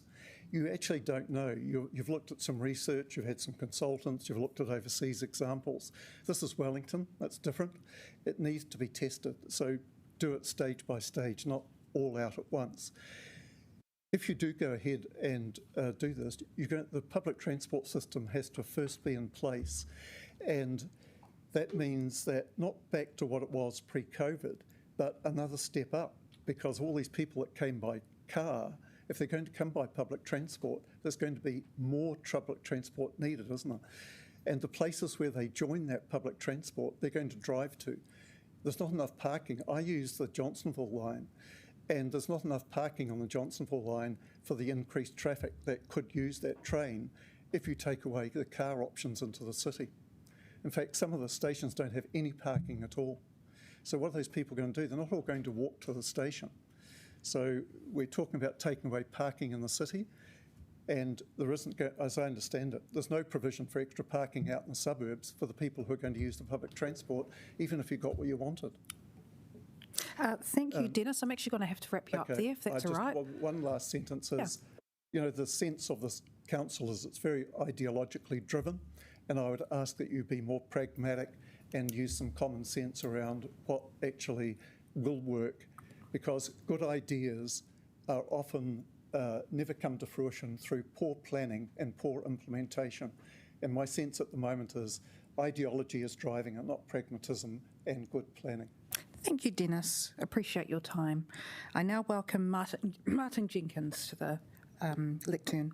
Just a quick question. What page was it? Was that just an oral submission, or was there a page number? There wasn't one. Okay, it was just an oral one? Yeah. Thank you. Madam Chair, City Councillors and guests, this project is essentially creating a 3-kilometre mall. The Burke Street Mall in Melbourne is 3 kilometres with a tram, but the population of Melbourne is 5 million. It's 12 times the size of Wellington. The project, in my view, is largely theoretical and experimental. My background is in civil engineering and finance, and I've worked in development consultants for 7 development companies in Australasia. I was development consultant on a World Square in CBD Sydney, which involved 250,000 square metres of gross building area, retail, commercial, residential, car parking. So I completely understand these projects, demographics of the city. I instigated the redevelopment of the Old Bank Arcade in Lambton Quay, where 27 million was raised, and it was been vacant 15 years with 100 schemes, nothing had happened. A mall of this size is out of order for Wellington. Sydney's Martin Place, for example, was only 473 metres long, and they have a population of 6 million to support it. Security is the biggest issue. It is not possible to secure a mall of this size. When the security is not there, the ferals arrive and customers leave when they don't feel safe, and then the retailers pack up. Security cameras are insufficient, as we've witnessed with ram raiders and other brazen attacks. The ferals just wear the hoodies. During the construction phase, many retailers and other businesses would not survive, as customers will leave and change their buying habits. The doors will be closed for up to 1 to 3 years, especially since a lot don't have financial reserves since the COVID crisis. The occasional bus passing through or cyclist passing through does not represent security. The cyclists, you can see on a day like today, cyclists and others are just going between places to get there as quickly as possible. Having watched the promotional videos, this project proposes creating some very, very large areas to fill. There appears to be a lack of appreciation of just how difficult or how many businesses will be required or ventures to require to fill these spaces. In actual fact, you need a critical mass and intensity in retail, food court, entertainment to make a thriving and growing base. Wellington does not have the population to support such a grand scheme with these connected areas in such a mall. It is not reality. Vacant areas will become security issues for loitering, homeless and ferals. Yeah. That's offensive. Homeless people are not feral.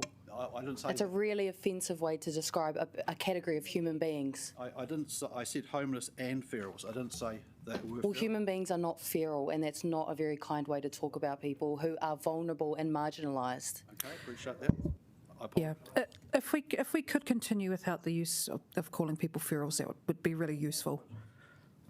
Wellington's really very small. The planning for this project has been based, in my view, upon false assumptions that overseas cities such as Melbourne, Copenhagen and London are in some way similar to Wellington. Let's look at that. Climate.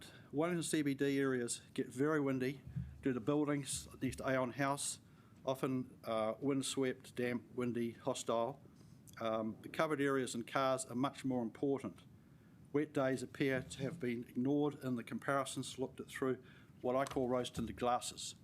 Transport. In overseas cities such as Sydney, and I spent 12 years living there, Melbourne, the transport, trains, buses are very frequent and reliable. Furthermore, ticketing is simply automated and flows well. Population size of the city of Wellington is only 421,000, whereas Melbourne's 5.1 million, and what's more is they have 700,000 visits to the city every day. In my view, government workers don't tend to stay in the city at night time. Wellington's a government town, and it's easier, and since COVID, a lot of people work from home, and my understanding is quite a few council workers now work from home. The idea that the city will be replaced by apartments for all is also a fallacy. If you examine the property development financial model, and I've done tens of thousands of these, you will appreciate that most people will not be able to afford them. The land rate's over 1,500 square metres and build rate's over 5,000 square metres gross building area. In the past, cheaper apartments have been built in the CBD only because there's been buildings available for refurbishment, hence saving 30%. That's due to the structural cost not having to be paid for.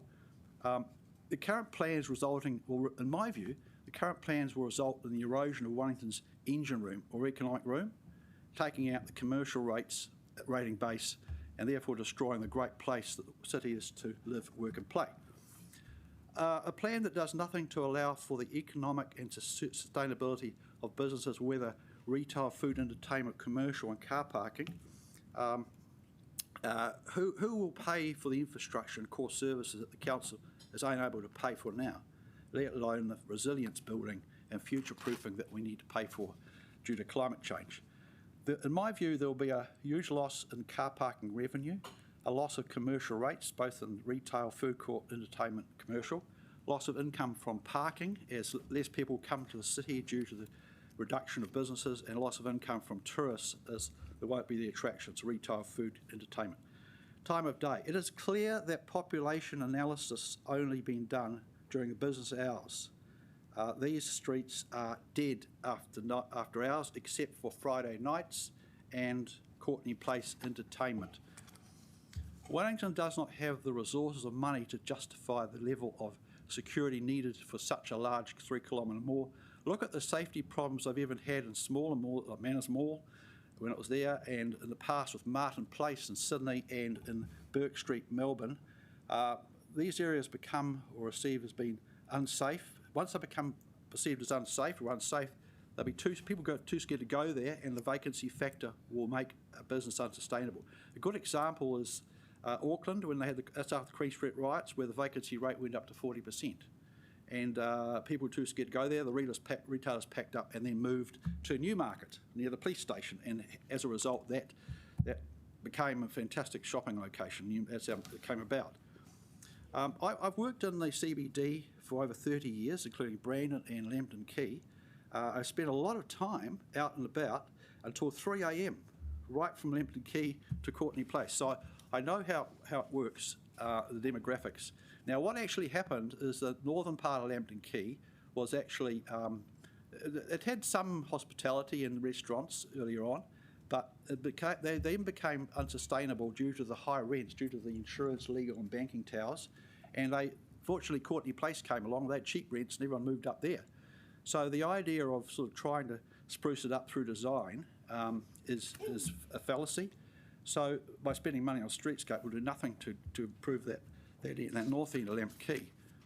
Now, removing car parking to retailers will limit the ability to purchase larger items.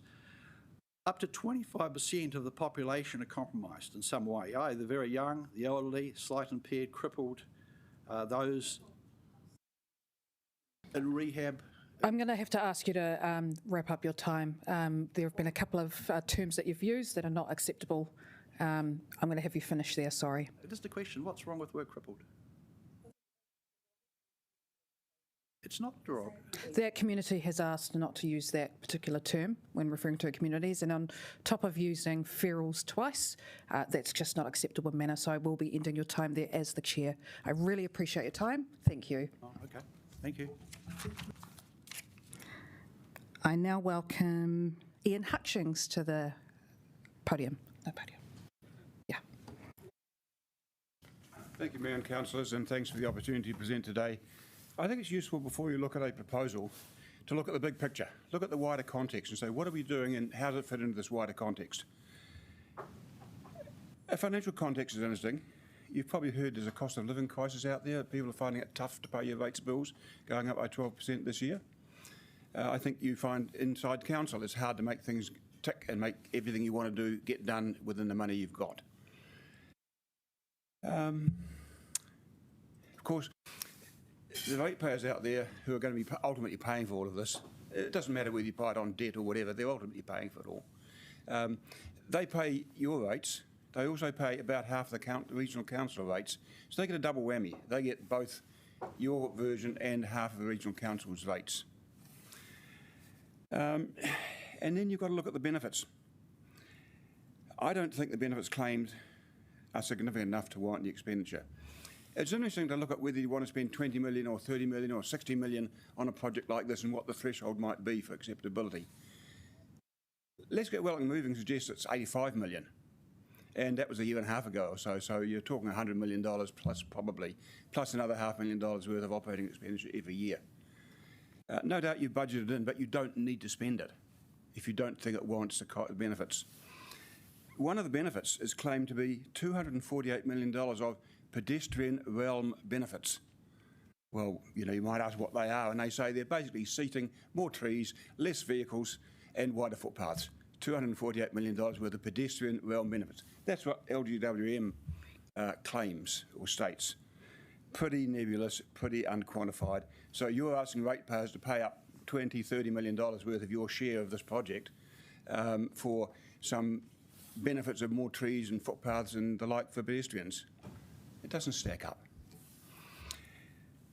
This is part of Let's Get Wellington Moving, and I see a couple of minutes gone already. I've done a few more pages, so I'll cut it quick. You've got some other projects in there called the Mass Transit Scheme.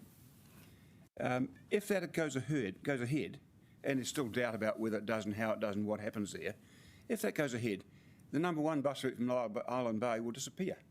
It won't be a number one bus route, it'll be a number one rail route, and it won't go through the CBD. So inherently you're going to have a change and a reduction in buses going through the CBD. That'll far outweigh the benefits you get from this project, far outweigh it. You might even get other buses need to use the light rail system to make it work from a viability point of view. But what you are doing is you're creating permanence. Your money is going to be spent on concrete boxes, bollards, planters, paving, and new curb lines, all of which effectively locks in the CBD and that mould for decades. It precludes any prospect of the light rail going through the CBD, which would be useful, but maybe not viable. But who knows what the answer to this is here. I'd make the point that there's uncertainty, lots of uncertainty around. I think you should resolve the big picture uncertainties first before you get into doing the detail. And this is a detailed project. Within the city, there's a growing scepticism, I suggest, of the Let's Get Wellington Moving structure and governance. You've seen comments on that in the media regularly. In the national context, there's also uncertainty, as you well know. Seems to me that given that, that means there's pause for cause. Cause for pause, whatever it should be. There is a cause to say, hey, let's hang on to a while, let's think about this a bit more, let's get it right rather than get it wrong. I note the detail is what I call rose tinted. It's designed to make it look attractive and appealing, well, so it should be in a way. But you look at things like the buses, they say, we're going to provide special vehicle lanes to improve reliability of bus service. That's a statement out of your word. Well, the length of bus stops you're putting in are no greater, in fact they're shorter, than the amalgamated bus stops you might get by taking bus stops out. Doesn't help buses a great deal, I don't think. The bus stop next to cable car, used by cruise ships to drop off passengers. It's an offline stop, so buses can go past it. In the future, it doesn't always work that way in your plans. Cyclists. There are cycle provisions which say, hey, can we still cycle in the CBD and down the Golden Mile? Your answer seems to be they go so far and then turn into Panama Street. Why should they do that? There's no restriction on going beyond that. You may think there is, but there's not. Your special vehicle line definitions don't do that. They attempt to define a cycle as a motor vehicle, which it's not. Your words say things like, special vehicle lanes at all times, motor vehicle access prohibited except for the following classes of da-da-da cyclists. NZTA, of course, have a notice out from the Gazette which says cycles are not motor vehicles. So somewhere along the line you've got the details wrong. Ian, apologies. Can you make your final points? But I think you go back to the big picture and say, what are we trying to achieve here? Is it worth the money we're spending of ratepayers in these times? My answer, I think, is no. I hope you'll think very carefully about it. Work out what your threshold is for financial pain for the gain you're gaining. Thank you. Thank you so much, Ian. I really appreciate your time. That was our last speaker for now, so we're going to take a break until 11:45, and we'll keep that strict. So see everyone then.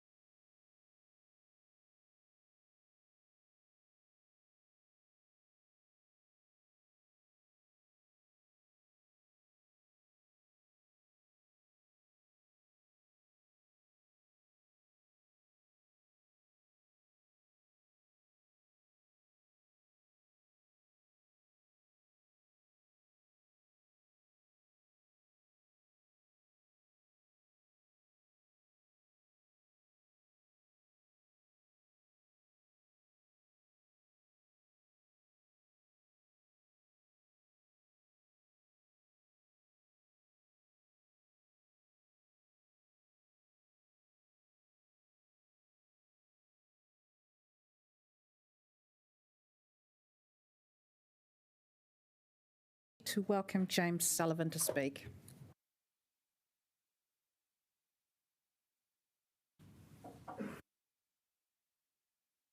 There we go. Well, thank you very much for giving me a few moments to speak to the Golden Mile changes. Now, I believe just a handful of slides that should pop up. Sorry? I believe so. Yep. I believe there are some slides that should pop up in a second or so. Yep. Oh, do I actually have to just push buttons on here, or? For one moment. Yeah, sweet. The one in that middle right. There we go.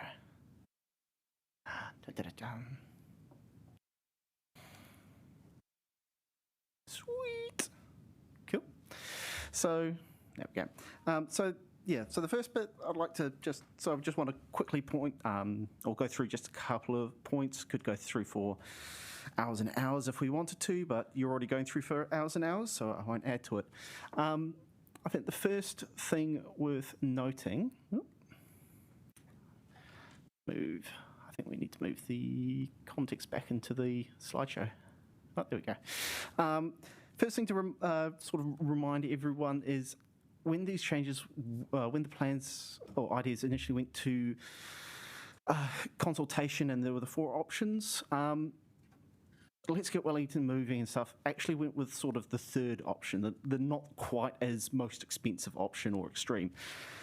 The feedback was overwhelming from the public, was overwhelming to go for the more expensive option, even though we knew it was going to be more expensive.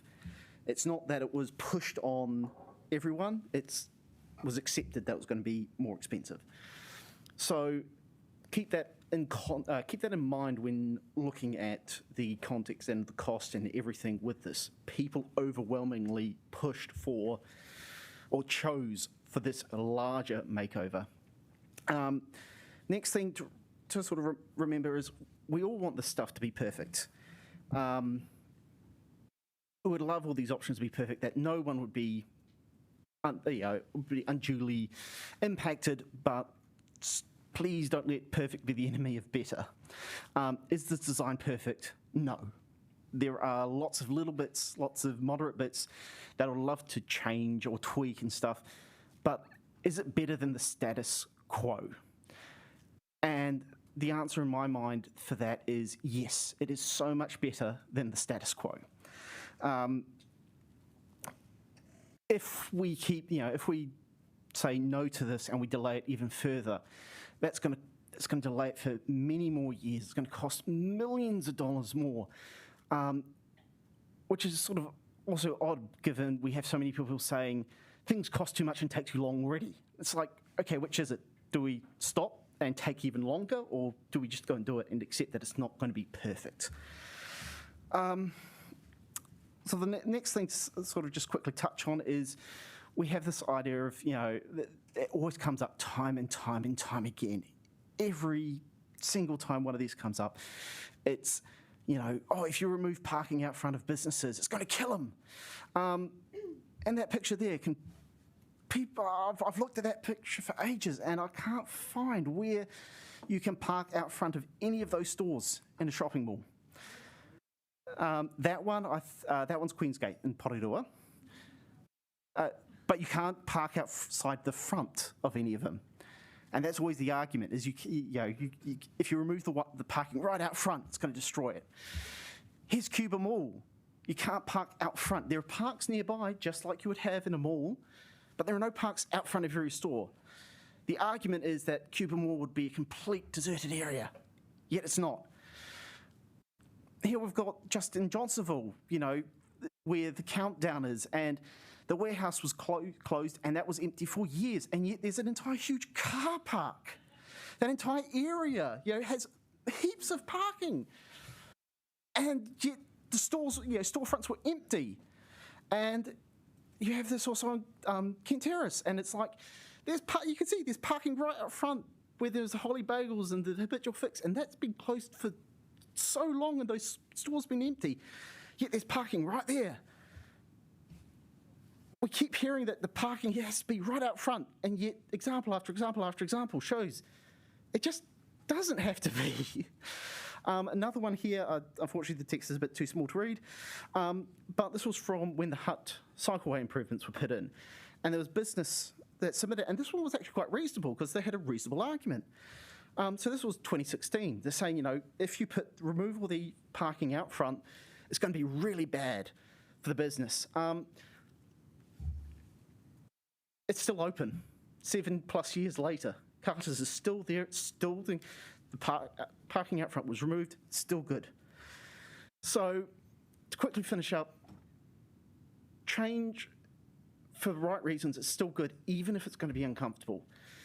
Yes, people are going to have to adjust, but they already have to adjust when the traffic's bad, the traffic gets worse, or they can't find a park. They have to go further out. They have to go somewhere else. They have to switch. Golden Mole has the highest rents in the city, yet we never hear anything about the landowners ever having to change. They can do whatever they want. They can keep pumping it up, but they never have to change. Every single example of locations and stuff, these changes almost never have a bad situation, and Wellington is overwhelmingly pushed for this. So just keep that in mind. Thank you.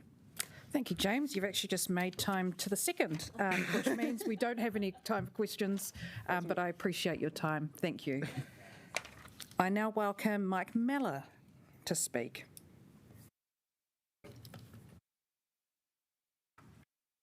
Kia ora, Councillors, Mayor. Thank you for the opportunity to talk to you. I came here intending to support LGWM, and I still support LGWM, and I support what the previous submitter just said, but I've got great concerns about the process. Due process is essential and important. Let me run through three things which I think are wrong with the current proposal. One is there's inadequate space for the buses at the bus stops. Two, that out of nowhere has come a proposal to protect inebriated people in Courtenay Place by allowing most vehicles there when people are most inebriated. But idiocy. And the third one is, and that's come out of nowhere. The third one is the mixture of shared paths and cycleways along Lambton Quay, which has appeared from nowhere, which to my mind will be incomprehensible and unenforceable. And everybody knows that shared paths are poor practice. NZTA knows that. But what's really got up my craw, and people who know me will know I'm the most mild-mannered of people, honest. But what's got up my craw today is the item on page, whatever it is, of the Dominion Post saying it's all or nothing. If you don't do it our way, you're not going to get it. If someone comes and says, because of the delays we've had in the process, you haven't got any opportunity to change it. And by the way, we've put significant changes in, like the free-for-all, the continuing free-for-all in Courtenay Place and the shared paths. My immediate reaction is, whatever happened to due process? Due process is boring and it's essential. You've got to have the way working properly. You can't just say, take it or leave it. And that's what's happening now. And the risk is that accepting this now means we will get a poor result. A result that will not achieve the outcomes that the previous submitter was mentioning. And I was having a great debate. You've got a submission from an official's submission from Living Streets tomorrow. We had a great debate the other day. I was saying we need to say yes, but, and Ellen, who's talking to you tomorrow, was going to say no. And this morning's Dominion Post, which I assume it's an accurate reporting of yesterday's Transport Committee, is swinging me to say no, not because I'm against the principles, because I'm fully in favour of the principles for all the reasons that the previous submitter said, but because when you've got a failure of due process, you're going to have a failure of result. And that is really, really significant. So what I've come around to thinking in the last few hours is that it's better to reject this than to accept it. And what you should be doing is getting out the orange cones and the planter boxes and doing it at minimum expense, still accept the traffic resolutions that restrict the traffic, but restrict the traffic in a way that is affordable, in a way that we can learn from the experience. Because I suspect that the result of instituting this would be that the Golden Mile, which, as everybody interested in transport knows, is key to the Wellington bus system. If the Golden Mile isn't working properly, the Wellington bus system isn't working properly. If we're not allowing proper pedestrian space where proper pedestrian space should be, particularly when there's a proposal to have bike lanes on Featherstone Street immediately beside it, which then becomes part of the purpose of the street, that's great. And if we will think that continuing to mix inebriated people, and I'm not making this up, this is what LGWM say, that we'll continue to mix inebriated people with extensive traffic at the time when the situation is already worst, already the nearest to chaos, we are missing a great opportunity. So please get out the orange cones and get out the planters and do what we need to do, but don't spend all this money on something that I'm sure we are likely to regret. And next time you're in the library, pick up this book, Carmageddon, written by a journalist on The Economist, a well-respected journal, telling you why we do need to do things like the Golden Mile. Carmageddon. I'm just about to hand it back, so put a reserve in. Thank you. Thank you so much, Mark. Really appreciate that. We actually have run out of time for questions. Sorry, councillors, but that was great. Thank you. Thank you. And yeah, a reminder for speakers, if you want to be able to answer some questions, try to leave some time at the end. But I now welcome Pat.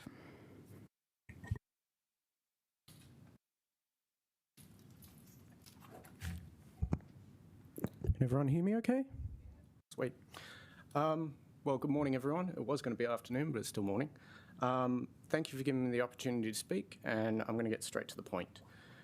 This is a horrendously expensive project that delivers benefits for a small minority at a cost for all rate and taxpayers.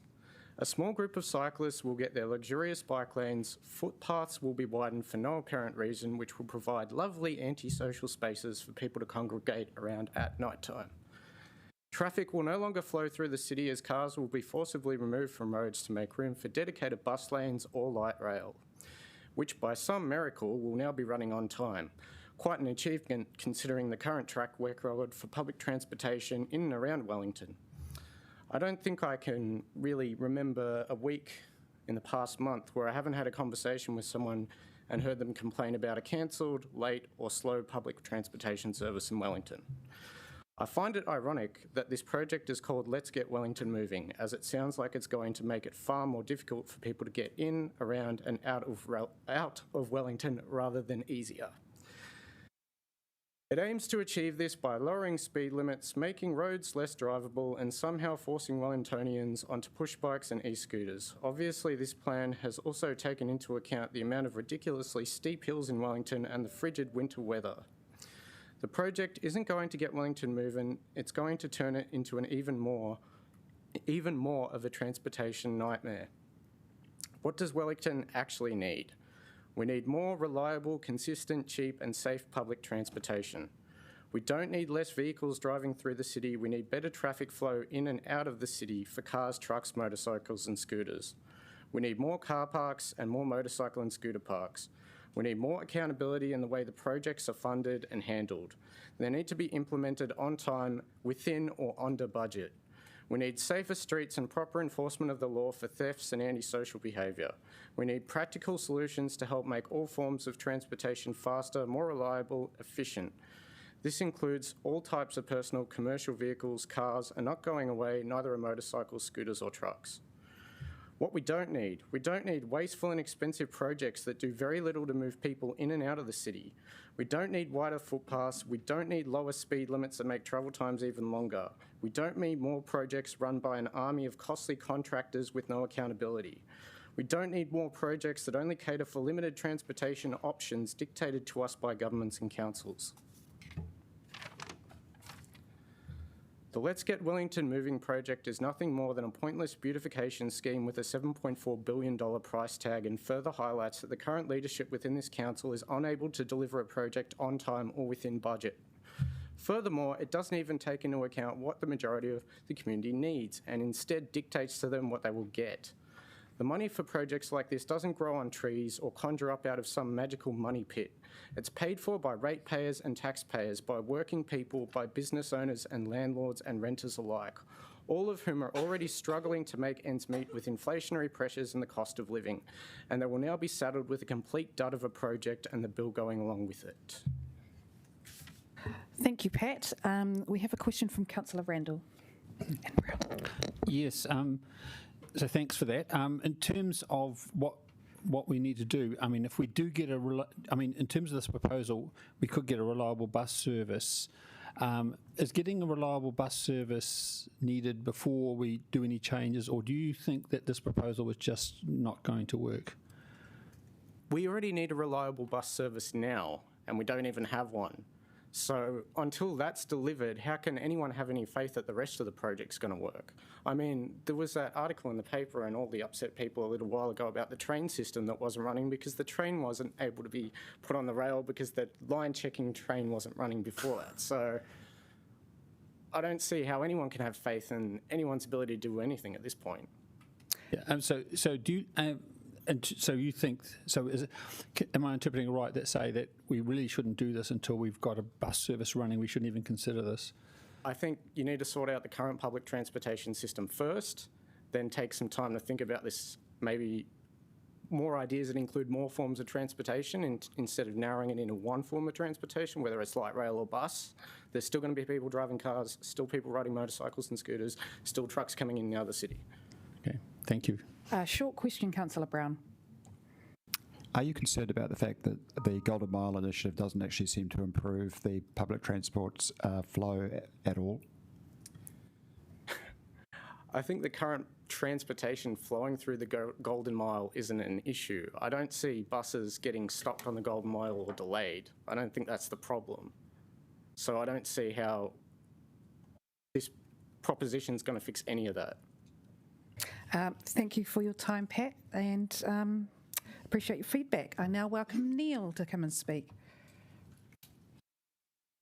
Thank you. As I approach and before you talk, I see I'm diligent. That's really good. I am diligent. You are diligent. Inga mana, inga reo, inga iwi o te motu, tēnā koutou, tēnā koutou, tēnā tātou katoa.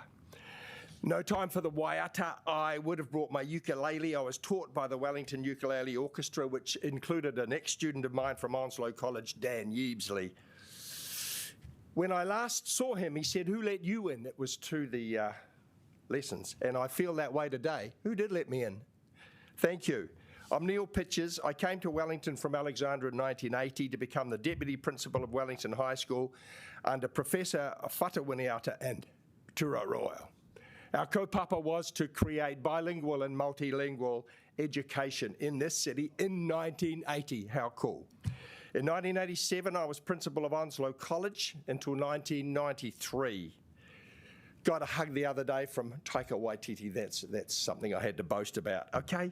Then I was appointed CEO of Crown Publishing Company Learning Media Limited to take it from the Ministry of Education as a commercial company. A journey that saw us grow from $9 to $27 million in revenue in this city. In 2004, I was appointed by you, not you personally, by the Wellington City Council to chair the Wellington Zoo Trust, transform the zoo into an education-oriented phenom. Okay, it's going well. As you can see, I've got experience in change and transformation, management and governance, business governance, and business and government and local government. And I was a history teacher. Jock Phillips, our former national historian, says history is a contest of perspectives. And I know there are many perspectives here. And the most powerful will win. I'm going to argue against that as we go. I've loved my 43 years as a Wellingtonian. I love the diversity and cultural offerings. I love the theatres, galleries, movies, restaurants, cafes, shops, sports facilities, on and on. I even support the kaupapa, not this kaupapa, the kaupapa, to transform our city and improve it. I'm here today to talk about six things very quickly. First, transparency, please. Transparency is the cornerstone of democracy. Publish the plans, the impact assessments, and provide the information to the Chamber of Commerce that it wants. Why not? It's been promised, provide it. Second, please think more about sequencing. As Pat just said, we need a sustainable public transport system to serve the traffic and parking changes. Where are the park and rides in the proposal? Where are the minibuses? Where is the flexibility? Where's the excitement that Wellington has always had to provide new and innovative? Thirdly, engagement. A questionnaire and a 5-minute speaking slot are great, but they are not the full noise when it comes to engagement. We need to engage. We need to engage. We need to see the governance and funding arrangements for every project. We need to understand the project as well as you do. I spoke recently with some of my peers. I'm in my 70s. They were in their 60s and 70s. Someone sitting around here said, "Move over, boomers. We're here to govern the city." Great. I've got an idea though. How about we coalesce? How about we collaborate? I know, I'm looking around for young people. That's all right. How about we coalesce? How about we collaborate?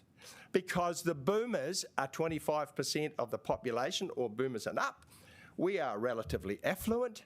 I do anyway, love the Golden Mile. I want to go there. It needs us. But what these people told me, and it worried me, is that they are starting to move out to Queensgate, they're starting to move up to Johnsonville, they're starting to move to the city's suburban centres because they can't get around right now. And if there are fewer parks, they'll have even more trouble getting around. So we're a beautiful, diverse city, right? We have an excellent vibe for all groups and lifestyles. But a cornerstone of this vibe is the investment of our business community in a city that young and old and everyone else wants to be in.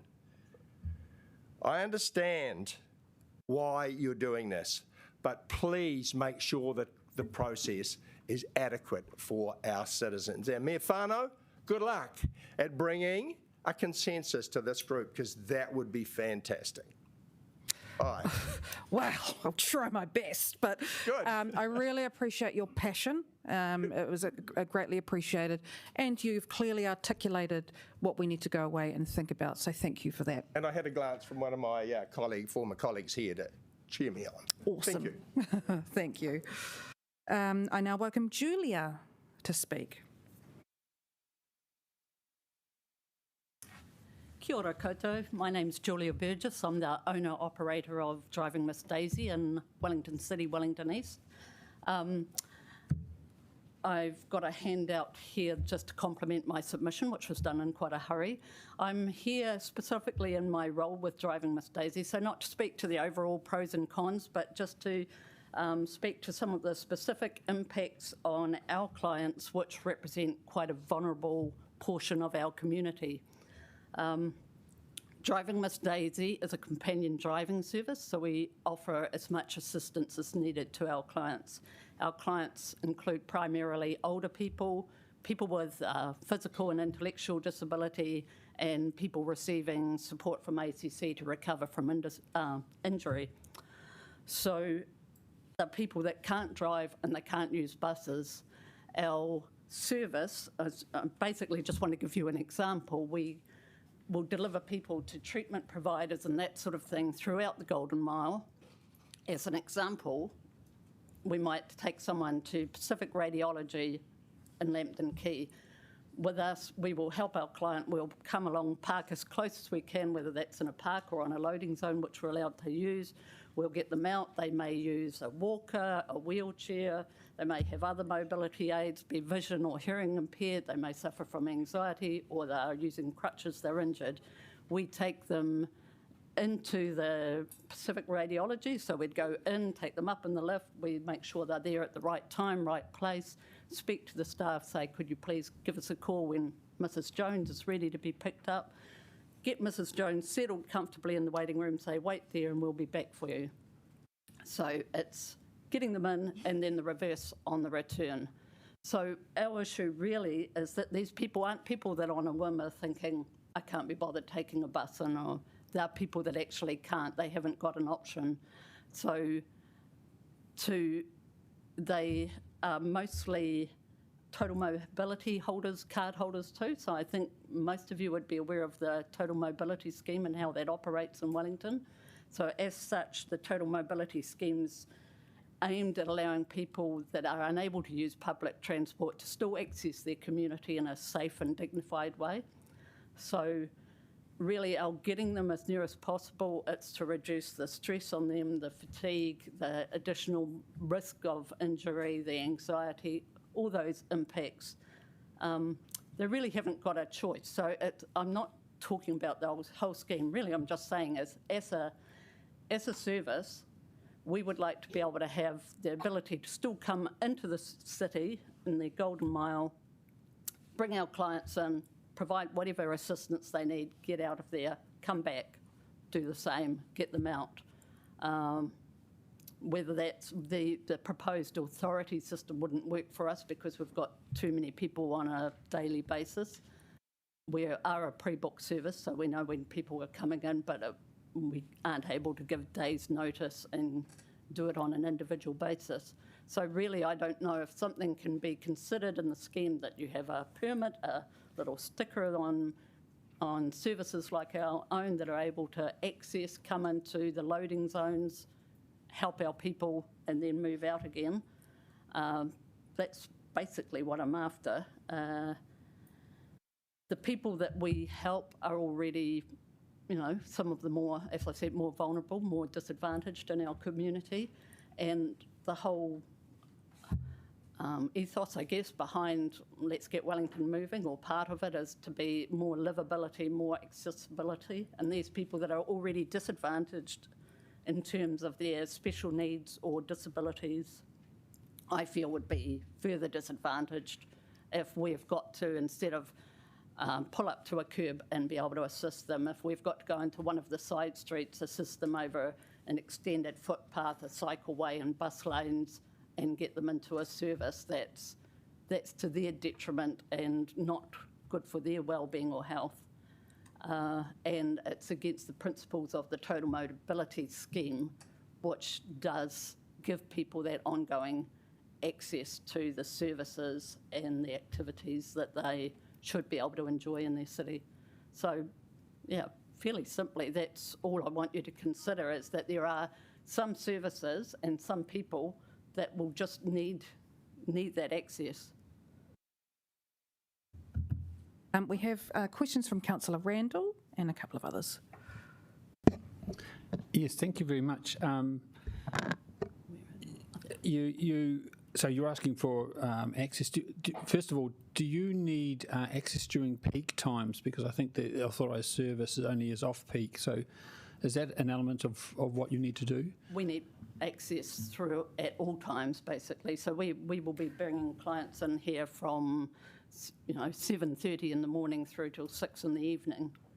And so, really you're saying that the proposal isn't for just permitting buses or focusing on buses has really not quite got the balance right, because there's actually a bit of a wider access directly along that route. I mean, the mobility parks on side streets is really not sufficient. I don't feel that mobility parks are sufficient for the needs of our clientele.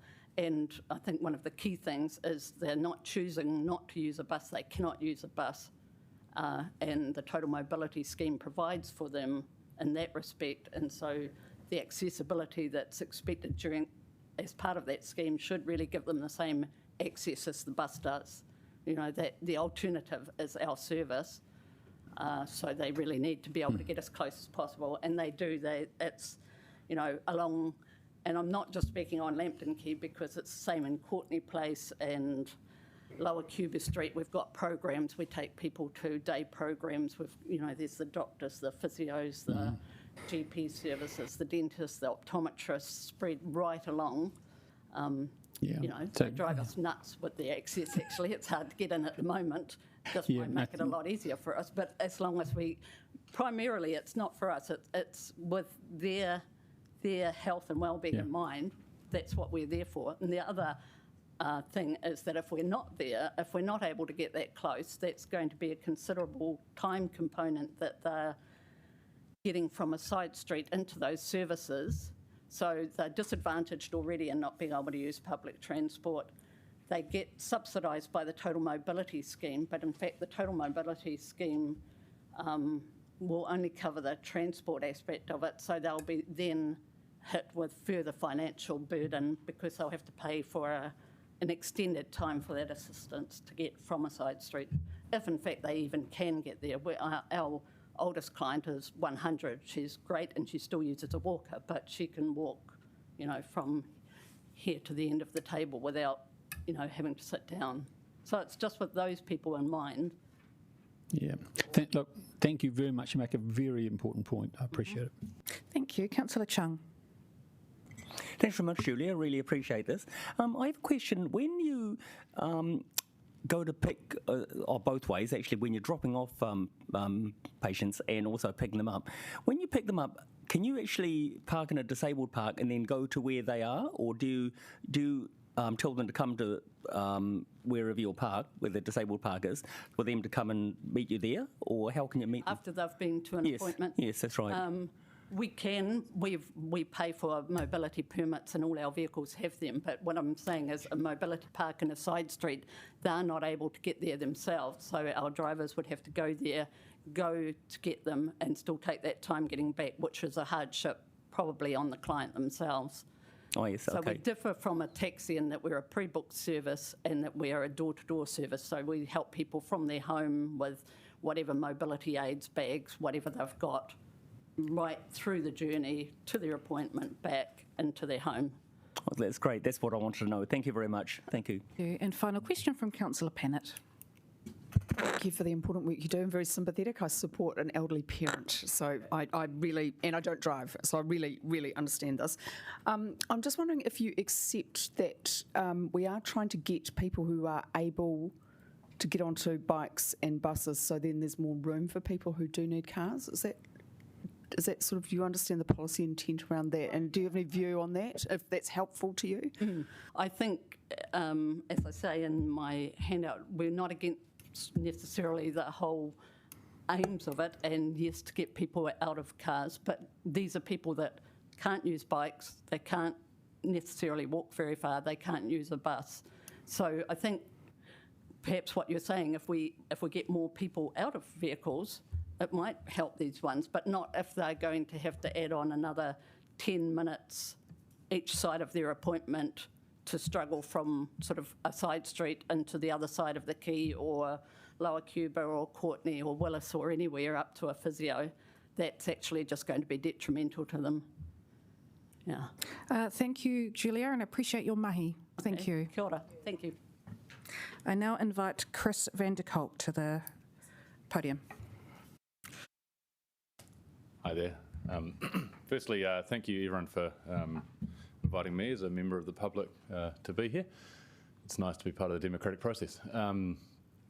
Look, I'll start off by just saying I'm a cheerleader of the work that's being done. I've lived in Wellington currently for the last 2 years, but I studied here and then worked for 2 years in Wellington, so I spent a total of about 7 years of my life here. And at different stages in my life as well. So my relationship with the Golden Mile has sort of changed. There were times where I spent as much time there after midnight as any other time of the day. And more recently though, as someone with a young child, significantly less time after midnight. So having said that, also my wife works on this end of it and I work at the far end of it. Today, in fact, I walked from the far end of Courtenay Place to here, and on the way kind of took in just how unique the Golden Mile is as a component of our city. One of the things I think that's always stood out about Wellington is that we don't have any malls. There's very few cities around the world that don't have shopping malls in the middle of the city.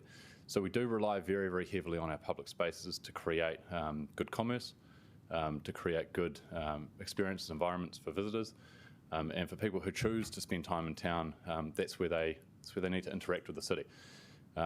So I guess the two things, and the main thing that my feedback kind of covered was that generally I'm super supportive of anything that's done to get people moving around the city in a more sustainable way, to get more people out of cars and into buses or onto bikes or onto foot.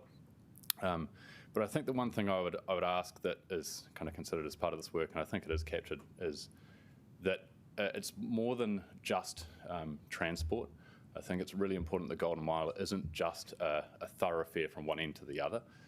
We kind of live and work and experience the Golden Mile at incremental steps along the way. And part of my feedback was particularly around Manners Street.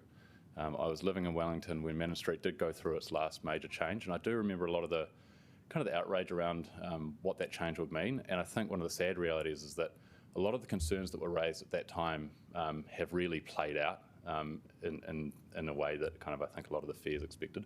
And Manners Street did turn from being a really lovely public space that was full of a lot of what Cuba Street's good for, and that changed fundamentally. And I think in the process it broke the link between this end of the city and that end of the city. I think if this piece of work can help to create a more consistent experience that does cover those very different ends of the spectrum between government employees at one end and 20-year-olds in nightclubs at the other end.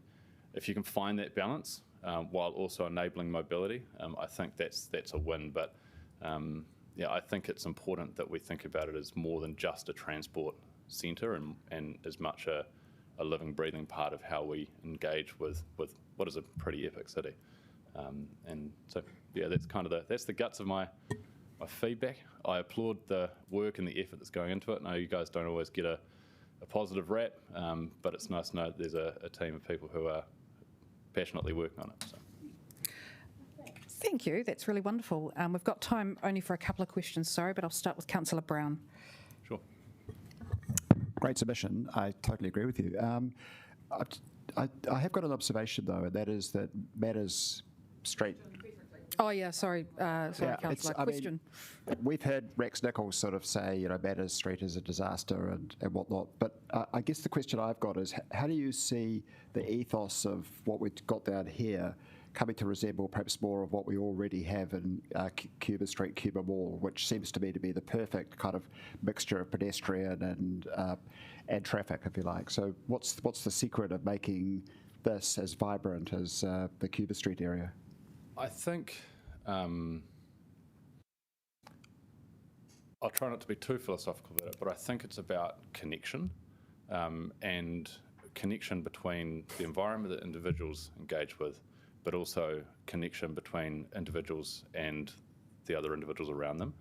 And I think that that one of the things that a thriving part of the city really relies on is that people don't just pass through an area, that they stop and they spend time in that area. And I think that that's something that is really unique about Cuba Street, but also I observed it when I walked down here, right? Like, people live and work in this part of the city, whereas I feel like at the moment, particularly Manners Street, you go there to get on a bus, get off the bus and leave. And I think if there's some way of slowing down how people move through there, not in a negative sense, but in a way that people are willing to slow down and willing to look around and willing to experience what's there, then it's good for commerce, because commerce relies on foot traffic. The reality is, like, retailers rely on foot traffic, not car parks.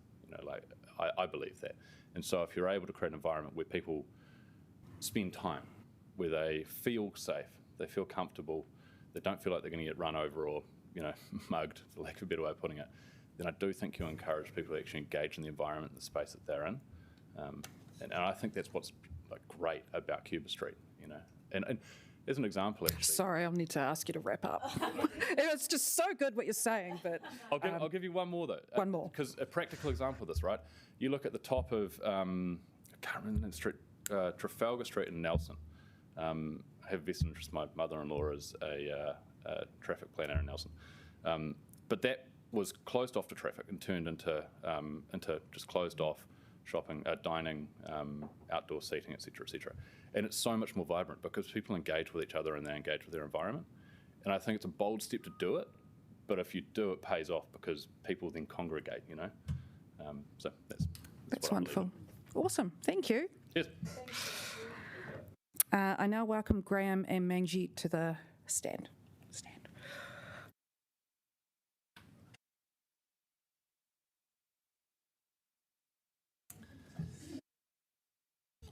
So, kia ora, and thank you for this opportunity. I'm joined by Manjit, who manages Quest on Johnston, and I own one of the service departments there. I should be an unabashed supporter of the Golden Mile proposals because I appreciate that cities like Manchester and Copenhagen have successfully removed cars from downtown. Even better, I live over the road from the Johnsonville train service and love making use of it.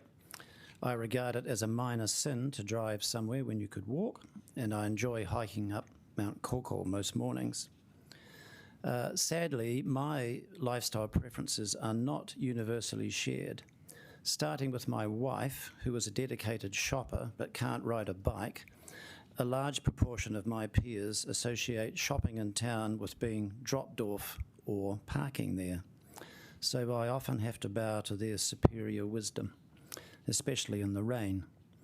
Ditto when I have to collect grandkids from their day at the Alliance Francaise school downtown.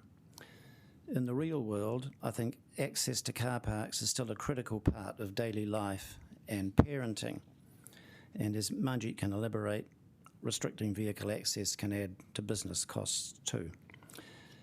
So while the new layout for the Golden Mile looks nice to have, I'm not sure how much of a game changer it will be. Access from Lambton Quay to our excellent waterfront will be much the same, and as a veteran jaywalker, I can vouch that it is already very easy to skip across Lambton Quay. What's really missing at the moment, I think, is the old business buzz. In fact, many businesses seem ambivalent or pessimistic about things, and some seem to have their eye on the suburbs instead. I hope their pessimism is misplaced, and I note there's academic research which suggests the business consequences need not be negative.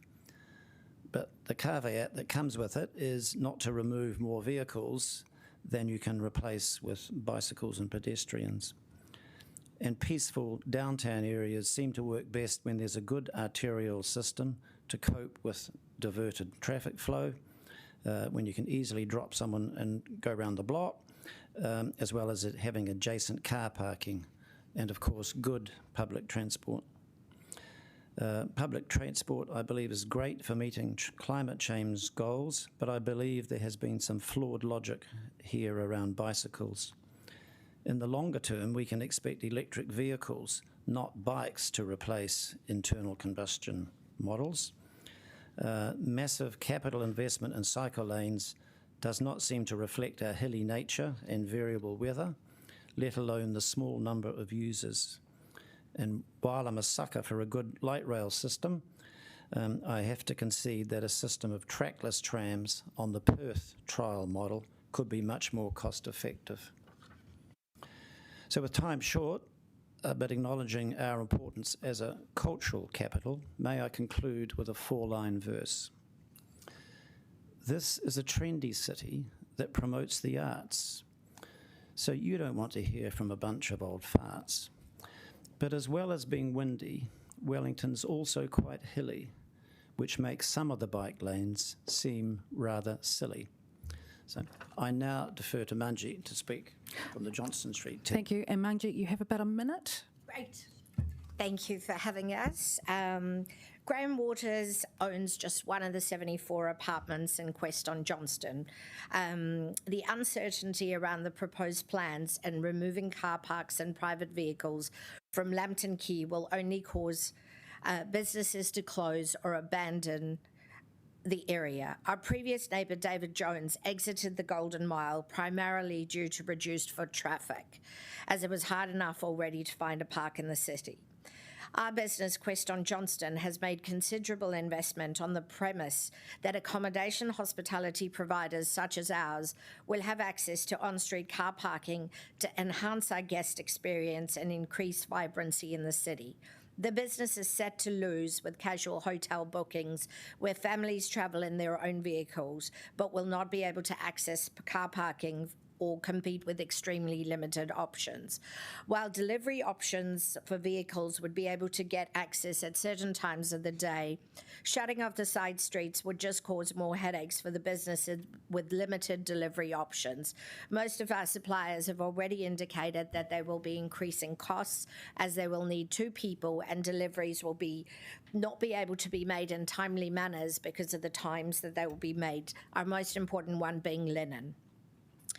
I'll need to ask you to wrap it up there. I'm sorry, but I understand you're speaking at 1:05 anyway. Yeah. We'll hear Unlike from you some then. of the businesses. No, I'm sorry. I'll need to end it there. Okay. Thank you. Great. Thank you. Appreciate it both. Thank you. And now for our final speaker before break, we have Rich.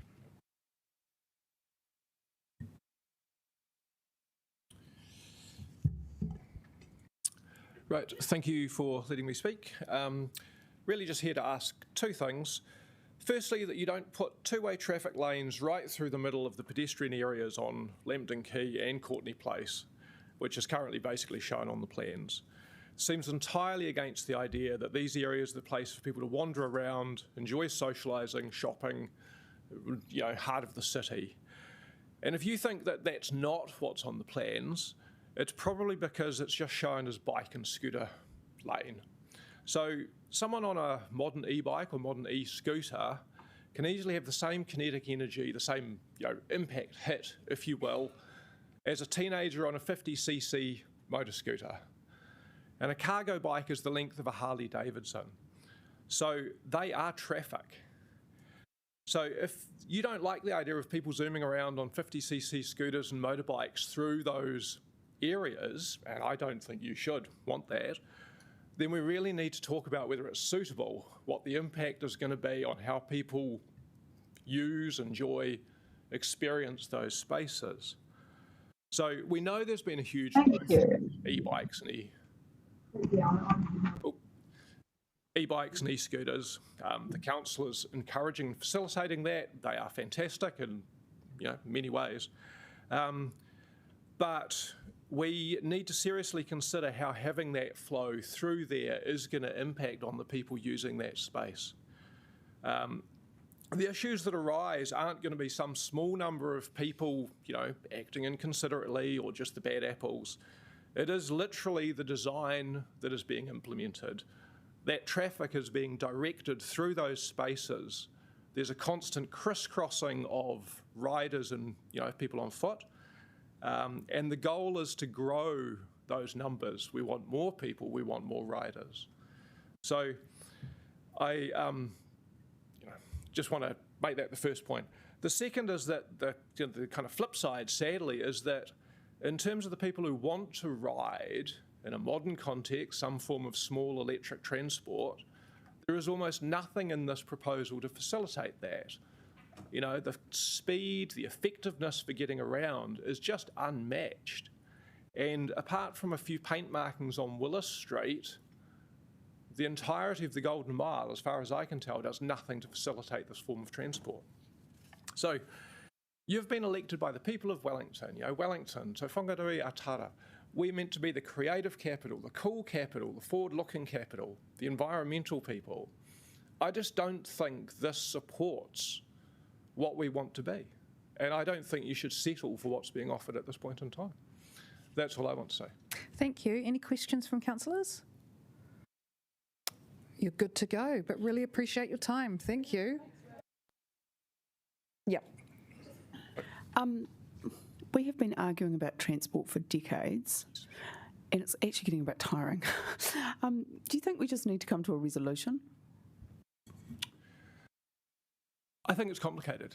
I think that, like many areas, you look at Airbnb, you look at Uber, the commercial reality far outstrips infrastructure and legislature and, local. The ability to cut a bike lock is far outstripping the ability to make a bike lock that can't be cut. You know, e-bikes are coming in, the accident rates in places like the Netherlands, which have been the cycling nirvana, are shooting up. This is not to say that this is easy or there's an obvious solution, but I think we need to accept the reality, and the reality is that things have changed and we need to be forward-looking. Bikes and scooters are not, you know, Dutch grandmas travelling at 5 to 10 kilometres an hour. They are traffic. We need to go, they need to sit in a traffic context. So we probably need to keep arguing. Sorry, I mean, that's my perspective, but we know more than we did. You know? I mean, someone in Cambridge is on the Jetson waiting list. That's the flying car. You know, it's going to get three-dimensional shortly. Yeah. Yeah, sorry. Thank you for that. Thank you. And now we're going to take a break for 10 minutes, so please come back by 12:45.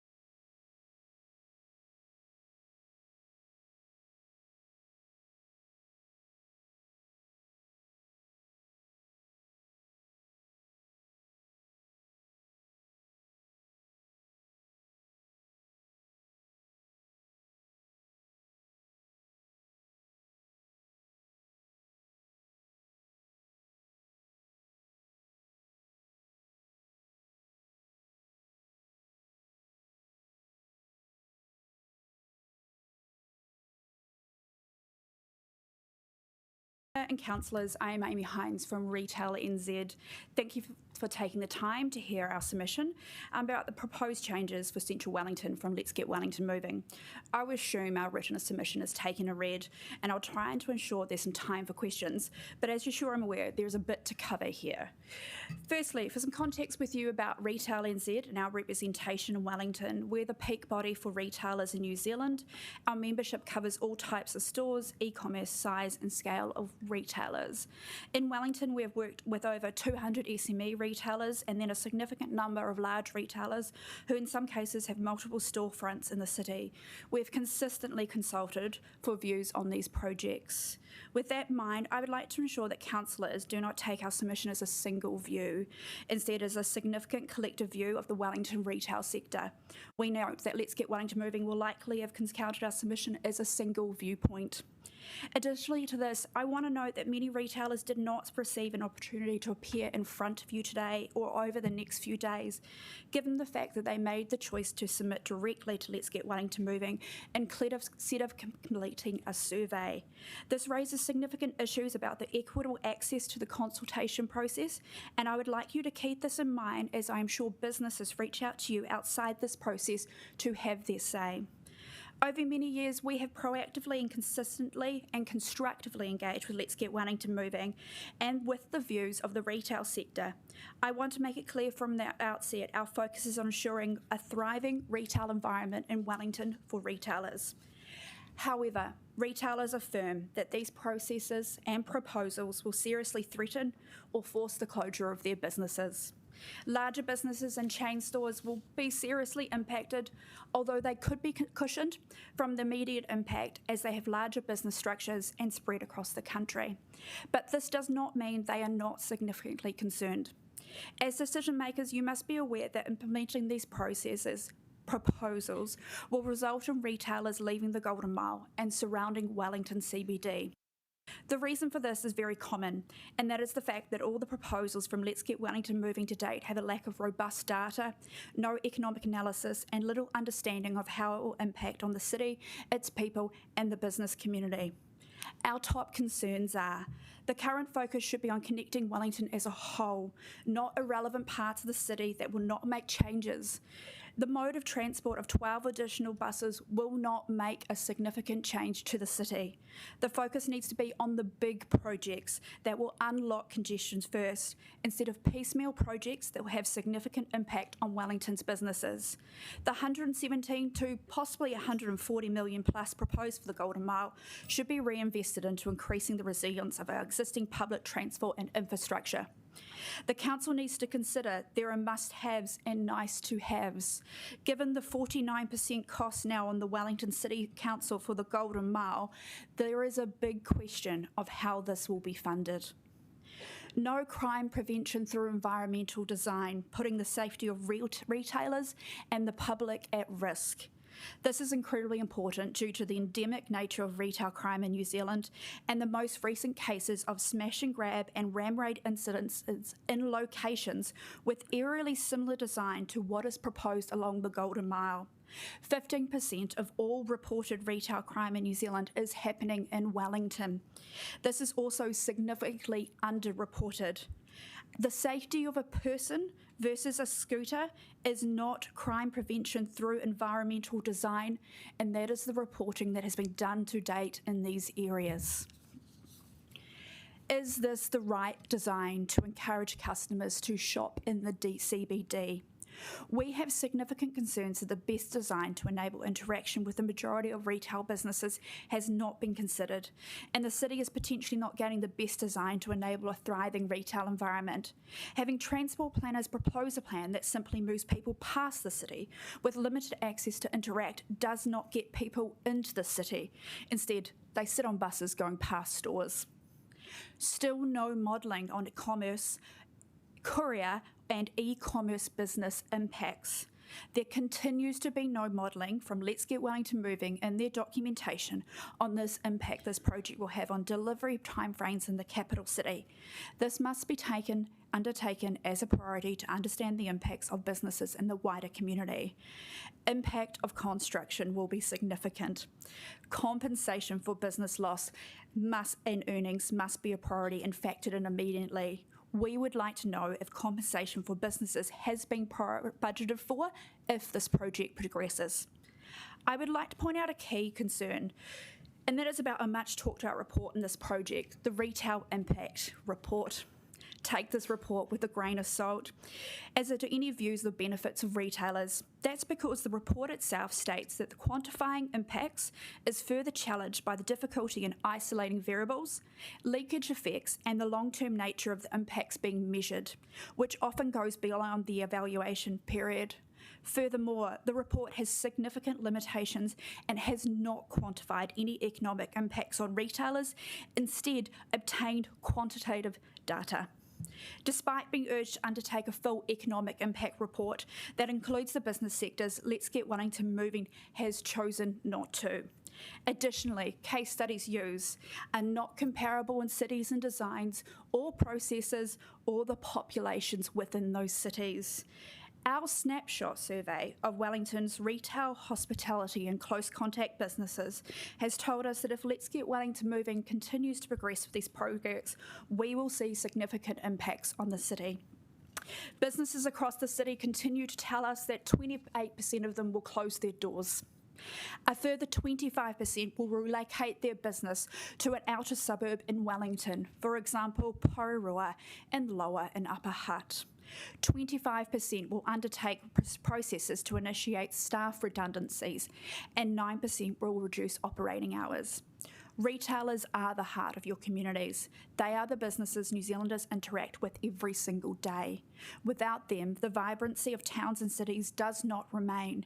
Furthermore, they are the backbone to a community during an emergency, providing essentials, food, cash, a meeting point, just like they did in Cyclone Gabrielle. They were the only industry to not fall over to continue to serve those communities for weeks on end.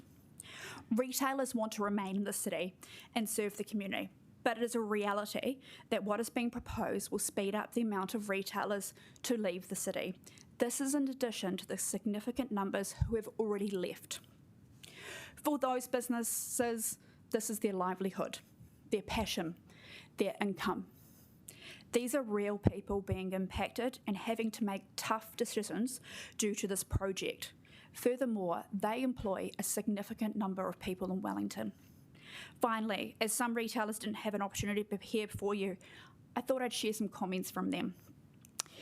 To be honest, I feel rather defeated by Wellington City Council and their constant calls for consultation, which they then ignore. I've got to the point where it feels a bit pointless and disheartening. I'm located on Manners Street, a previous example of failed pedestrianisation in Wellington. Yet officials won't talk to me about the issues and the approach from this direct experience. I have signed a 9-month lease after 20 years in the city. Like many others, I doubt I will remain. How we expect to evolve our business to meet the growing demand for e-commerce when Let's Get Wellington Moving removes or significantly limits the ability of couriers to access our stores. My concerns are that there's a lack of focus and planning for improving the state of our sewage systems. No point in spending this amount of money if it's going to be underwater before it's paid off. I urge councillors to seriously consider not progressing this project and to place considerable weighting on the considerable number of Wellingtonians and retailers against these projects, who I'm sure Let's Get Wellington Moving will label or comment or group into one group that is generally opposed to change. This is not the case. Wellington retailers are opposed to this change. It means they will leave the city. It is not the right investment, and this city has far bigger issues to resolve and prioritise than this project. Put simply, the data, numbers and economics don't stack up. Thank you. I'll leave some time for questions. We have time for one quick question. Yes. you clearly think it's not going to work. One suggestion's been that rather than just proceeding holus bolus, that we should look at a pilot or trial or a staged approach. Would a staged approach be better than what's proposed? No, not really. Not when it's someone's livelihood and that's their economics, and that means their business falls over. Okay, thank you. Thank you, Amy, and thank you for your views on behalf of retailers. I now invite Catherine from VUSA.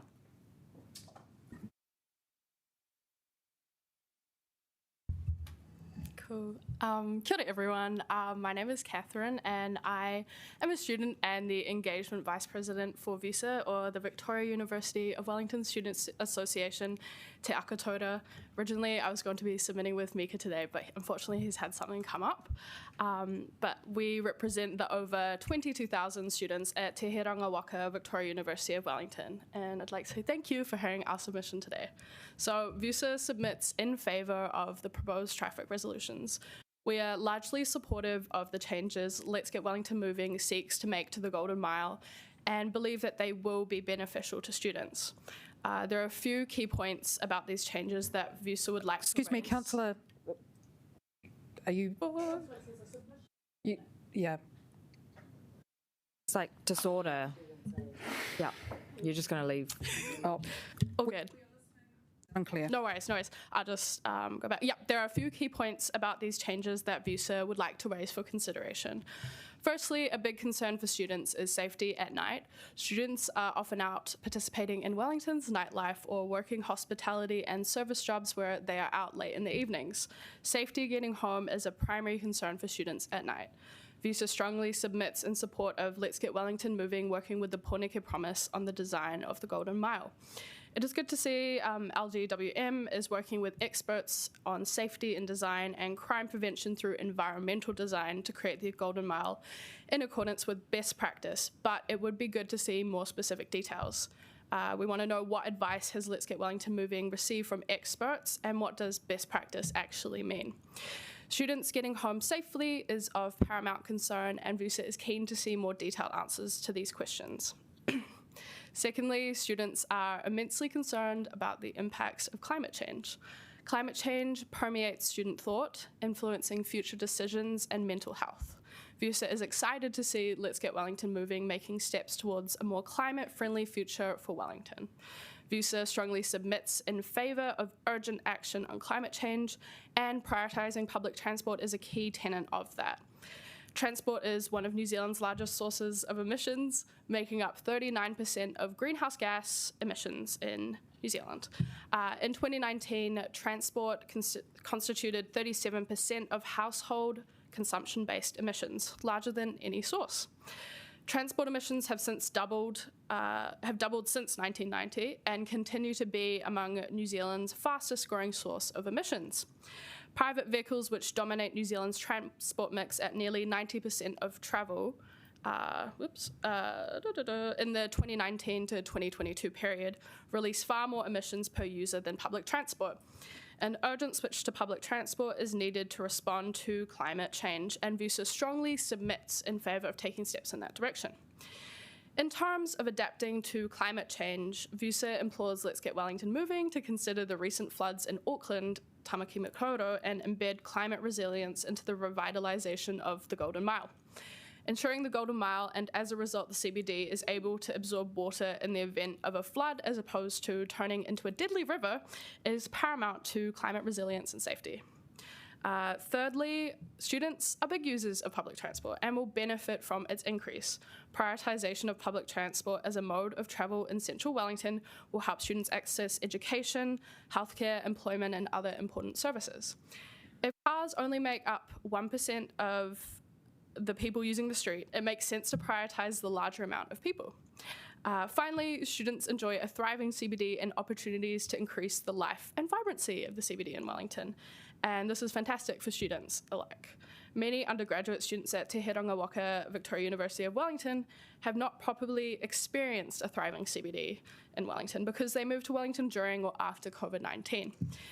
Efforts to increase the amount of space for events and increase thoroughfare and life in the CBD are generally supported by students, so long as they're made with safety, accessibility, affordability, and inclusion in mind. Thank you for hearing our submission, and I'm happy to answer any questions. Kia ora. Any questions?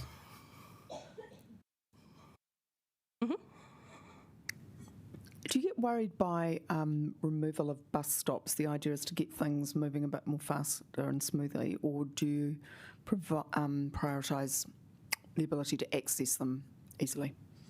Well, good case study currently on Carbon Parade. A lot of students, they're building the living part at uni, and they had to kind of move the bus stop down the road without a shelter. So, I mean, in that instance, I think it's important to prioritise bus shelters. But if it gets things moving faster, then yeah, removing them, I suppose. Does that answer your question? Councillor Chung. Thanks very much. Keeping in mind what you said about students being big users of public transport, do you think the system that we have, the buses are going into the right places, or do you think that there are different places that we actually need to go to enable students to actually get around a lot easier? I think the answer to that question would be they're already going the right places, but it's the frequency or cancellations that are the issues. But I think obviously living in the CBD is expensive, so understanding that students are often commuting in to universities is, I think, paramount in that situation. And yeah, ensuring that the suburbs are really well connected goes alongside that. Thank you, and I think that's all the questions. So I really appreciate your time on behalf of Thank USA. you. I now welcome Manjit back to speak on behalf of Hospitality New Zealand.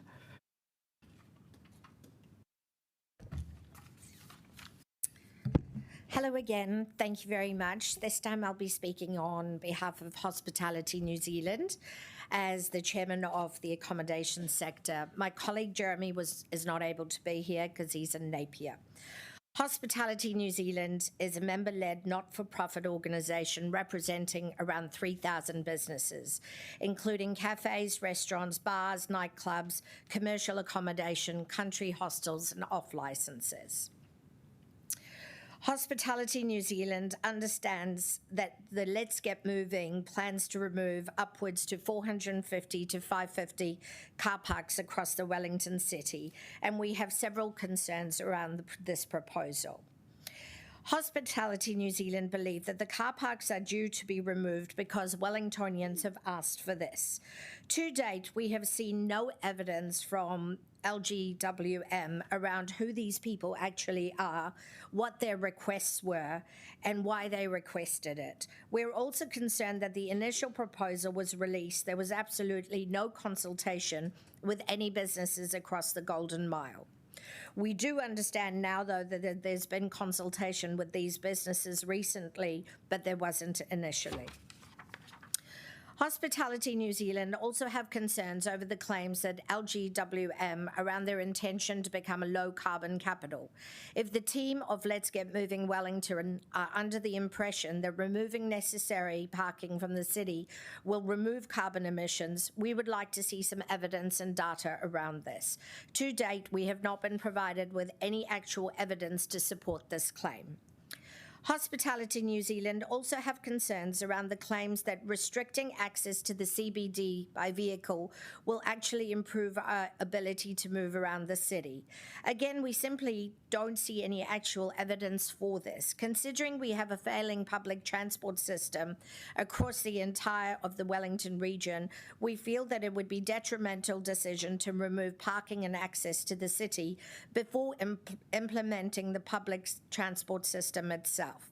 We urge the team at LGWM to prioritise the improvement of the public transport system before going ahead with actually restricting access to the city.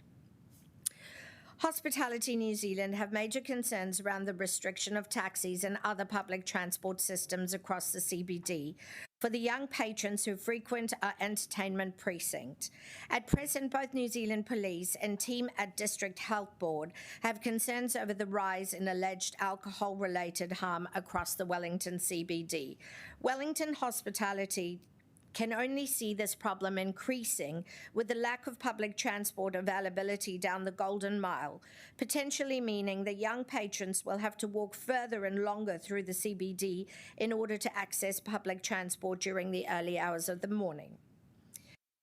Finally, Hospitality New Zealand would like to express concern over the proposed access for private vehicles on the Golden Mile. We note that the team at LGWM have decided to make the Golden Mile available for private vehicles between 9 p.m. and 7 a.m. We also understand that this was a decision made by New Zealand Police. We ask why. Why were the other agencies not given authority to dictate this, and what date or evidence is this based on? Our Wellington hospitality businesses were not able to dictate these times, yet they are the ones who are actually affected by this the most. Our recommendations are that Let's Get Moving Wellington puts a halt to any construction to the Golden Mile before actually improving the public transport system across Wellington City.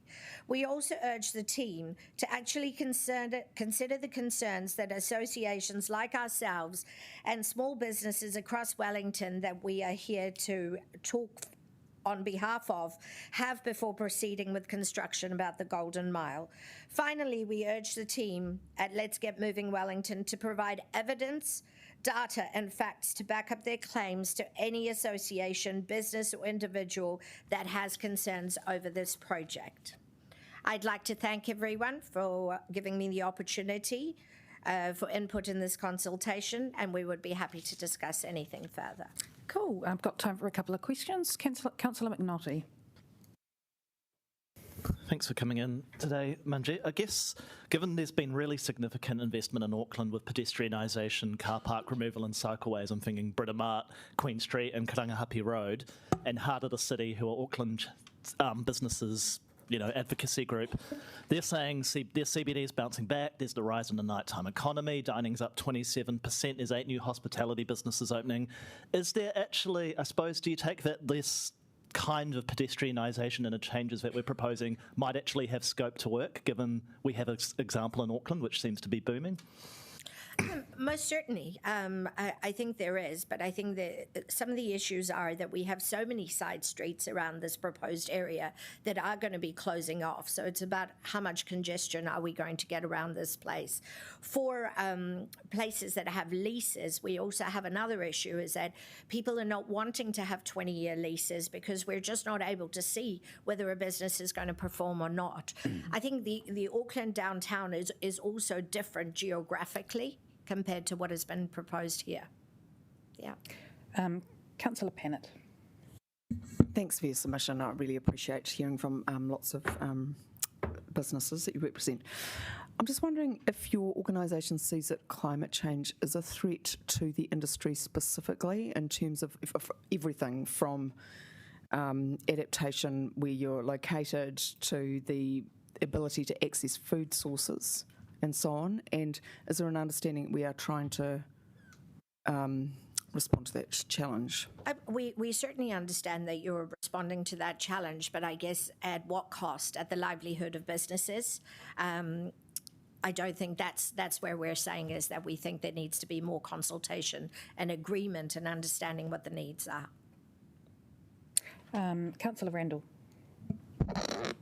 Yes, I see that you really wanted construction not to proceed because the public transport service is really failing at the moment. And so I just wanted to be a bit clearer to say if the public transport is fixed, as we all hope it will be in this year, let's say, and it's actually running right up to capacity, do you think this proposal, is that enough to make this proposal work for you, or do you think that there are other elements that mean that this proposal... There are other elements, yeah. Okay. There are definitely elements. That would definitely be a step in the right direction to look at it at that point, but there are elements as well. I think the main element is taking away the vibrancy for these businesses and access. Okay, and so secondly, the other thing was, there's been a suggestion that, rather than do this wholesale change, that we could perhaps pick one section and do it in more of a staged approach. Would that be a more acceptable way to do things for you, or is it just you just got to stop and redo it?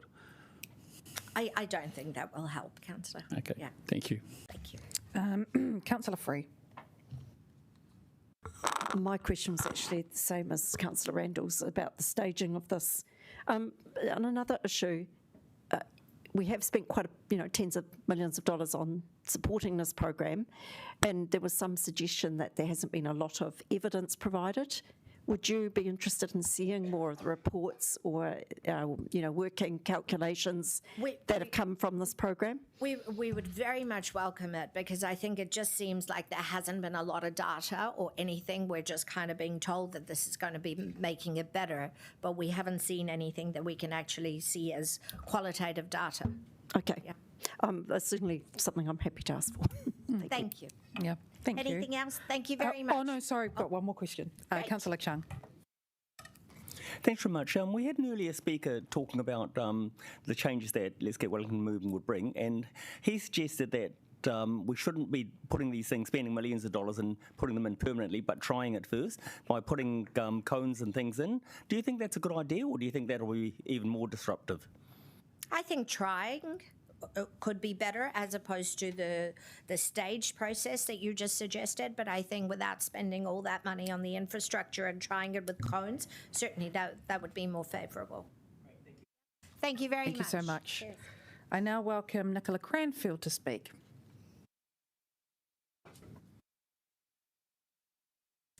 Hello, thank you for having me here this afternoon. I'm from Cranfield. We're a small business who've been around for 32 years, and we're just across the way, actually. And I actually believe we're more than just a retail store. I think we're a place for connection and community, and only last week someone said, "Oh no, I don't need any help, I'm just here." It's sort of like a really nice, safe, quiet space for me to be at, especially on a wet day. I can't go and sit in the park. And I'm sort of proud of what we contribute to the city, and I know a lot of tourists come from out of town and come directly to our store because what we offer no one else in New Zealand actually stocks. So I'd like to think that we contribute quite a bit to the city. And I'd also like you to think, when I looked on the list of people who are presenting today and tomorrow, I was quite disappointed to see there were so few small businesses coming along. And so I asked a few people, and I said, "How come you're not presenting?" And these were some of their responses. They're like, "I'm so time poor, I'm exhausted, I can't get staff, I just can't do it." Or why would I go along? I'm not going to be heard, I'm not going to be listened to. They've got a very clear anti-business agenda at council, so what's the point? And do you know what? I don't even know why I'm here either. I've been trying to put my hand up for years and just challenging, not even challenging, just asking questions like, help me understand why this is happening on my doorstep, because I just don't get it. And so please don't think that I'm a lone wolf. Just think that there's lots of other small businesses out there that are just, they're knackered. They've been through COVID, they've been closed, they've been just dealt blow after blow, and now they can't get enough staff, so they're holding the fort and working sort of 60, 70-hour weeks. The thought of coming along and presenting to your lot would just possibly just tip them over the edge, especially if you're not going to listen to them. But please, please listen to me. I'm not renewing my lease. We've been there 32 years, and I'm about to move to month by month. That's quite a concern for me and my staff, because we don't know what our future holds.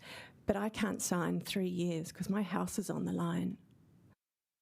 That's what you have to commit to when you're a small business owner. Your house goes on the line. And I can't do that to my child and say, I don't know if my business will survive, and so therefore we don't have a home any longer. I actually think I'm quite safe. I don't think I'm going to be turfed out. Who in their right mind would take on my lease, would take on my high rates, would take on my insurance costs? Especially when they see that the road's about to be dug up, our footpaths are about to be dug up, the noise, the chaos, the disruption. It's just too much. People just won't come into the city. So we've obviously got a big black hole next to us, DJs. They left paying at least 5 years' rent in advance.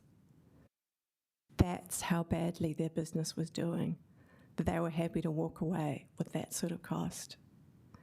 And the deals now being offered to fill that space, that's why I know I'm safe. No one's going to move into my location when they're offering the sweetest, most unheard of retail deals across the way, and it's still empty. Sure, there's a few people going in, but it's at least 50% empty, and you can get the most amazing deal in there. And that's because the landlords know people are not coming into the city anymore. Do you know where they're going? Go to Queensgate. It's a freaking circus out there. It's mayhem. I recently I sent an email out to my customers, and I don't talk about it because I just try and be upbeat and positive and provide a calm space. All I said was, I'm curious to know whether you'll be able to come in to our business in the future with all this reduced car parking and the lack of access to our store. And I didn't even say that, I just said, will you be able to come in with Let's Get Welly Moving's plans? And overwhelmingly, they came back and they said, I'm elderly, I don't have great mobility, not enough to get a mobility pass, but I don't feel comfortable on a bus. The buses often don't turn up, or I'm nowhere near a bus stop. It just doesn't work out for me. Or they said, I'm actually really busy and, I've got to get my child to cricket practice, I've got to do this, I've got to get the shopping. I can't do multi-trips with a bus. So I'm just changing how I live and I'm going to Queensgate.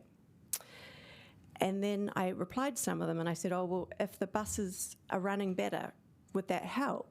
And they said, look, no, it just takes too much time and they're busy folk. And I think you'll also notice a lot of these people are not coming to speak to you today and tomorrow as well because they're too busy. I had one customer from Auckland actually reply to my question, and he said, please tell your councillors, come up to Auckland, take a look around, look at the crime, look at all the closed businesses. They're going to tell you things are great up here, but they're not. And he said compensation was finally offered to businesses up there after all the chaos of the works, but it was too late. They'd gone. Have you budgeted any compensation for us small businesses? I've asked a few times. I don't want the compensation. I just don't want all the roadworks outside my store. I don't want the chaos. I want customers to be able to come and access us. I actually just had a courier come into the store half an hour ago in a 10.5 tonne truck. And I said, hey, what's your turning circle like? Come and take a look. Show me out here. Can you turn here? And he said, oh, no, I can't turn there. And I said, well, what would you do? And he said, oh, they'd have to put a roundabout in, like the old-fashioned Woodward Street. That's what they would need to install for him to be able to turn around. He said, oh, that would be the only way. But I know that's not in any of the plans. And then he said, oh, I think we're meant to deliver between 7 and 8 a.m. But he said, but there won't be enough trucks to do all of that because the trucks are all busy now delivering all through the day. How are they all going to do their deliveries within 1 hour? And then he said, but all the businesses are closed anyway at that time. How does that work? And I said, I'm with you. I don't know. Imagine if I had to pay someone, a team member, to come in on the chance that a truck turned up between 7 and 8, and then they don't show because the stock didn't arrive at the depot in time, but I'm paying for that person to be there waiting from 7 a.m. And then they'll want to leave, understandably, at 2 o'clock in the afternoon, just after my peak time. I just see so many holes and so many questions. I really would ask you to revisit your original pre-COVID assumptions, this growth of 50 to 80,000 in the next 30 years. Have you jumped on to Trade Me recently? It's never been easier to rent a property. It's never been easier to buy a property. It's never been harder to employ someone. There's no one applying for jobs. Are these signs that Wellington's growth is booming? I'm hardly a forecaster, but I'm challenging these assumptions on that growth, on those three key signs. Anecdotally, we sell a lot of leaving gifts. I always ask, where are they off to? Australia, the provinces, they're getting out of Wellington, they can't afford the rates. We need to stop the rate increases. Sorry, do you need me? All right. I'm also challenging the overcrowded footpaths. We're just down there on a footpath. I would love to see some overcrowding. I'm not. I'm seeing tumbleweed. It's dead out there. I'm also challenging that you're saying, well, Let's Get Welly Moving are saying they're going to speed up the bus journey across town by 2 minutes. I don't see cars on Lambton Quay. They're just not there. And I also wonder why the buses are travelling single file in the new plan. So if someone's getting on with a pram and taking longer, all the other buses are backing up. I just challenge that 2 minutes. It just doesn't seem enough of an advantage to spend so much money. And also, have we quantified the cost, of the carbon cost of digging up all these footpaths and roads? For what gain? It's not changing people's behaviour as to getting on a footpath, getting onto a scooter or the bus. It's sending them to Queensgate or to the provinces, or to Australia. Just the cost is too great. And I really challenge people saying that it's going to be safer. 3 kilometres or more. Cars actually activate streets at night. Their headlights give people a sense that there's people around. And shops and cafes need to be open. They need to be alive. They need to have lights on. They need to be an attractive place to be. Crime, I can only think, if you look at San Francisco... Sorry, Nicola, I'm going to have to ask you to just make your final point. Thank you. If you look at San Francisco, you look at Sydney, Melbourne, they're all really struggling to keep the crime down because those big malls, an extended Manners Mall, are a crime central. And as a parent, I want my child to be independent, but I also wouldn't feel him safe about coming into the city. And I also worry about him being burdened with these significant rates. Please save our city and halt Let's Get Welly Moving. Thank you for your time. Okay, we now have our final speaker. Ahead of time, if someone has a question for me, I'm happy to take it. But you've spoken for 10 minutes, sorry, so we're going to have to move on to the next speaker. Thank you. We now have Rutger.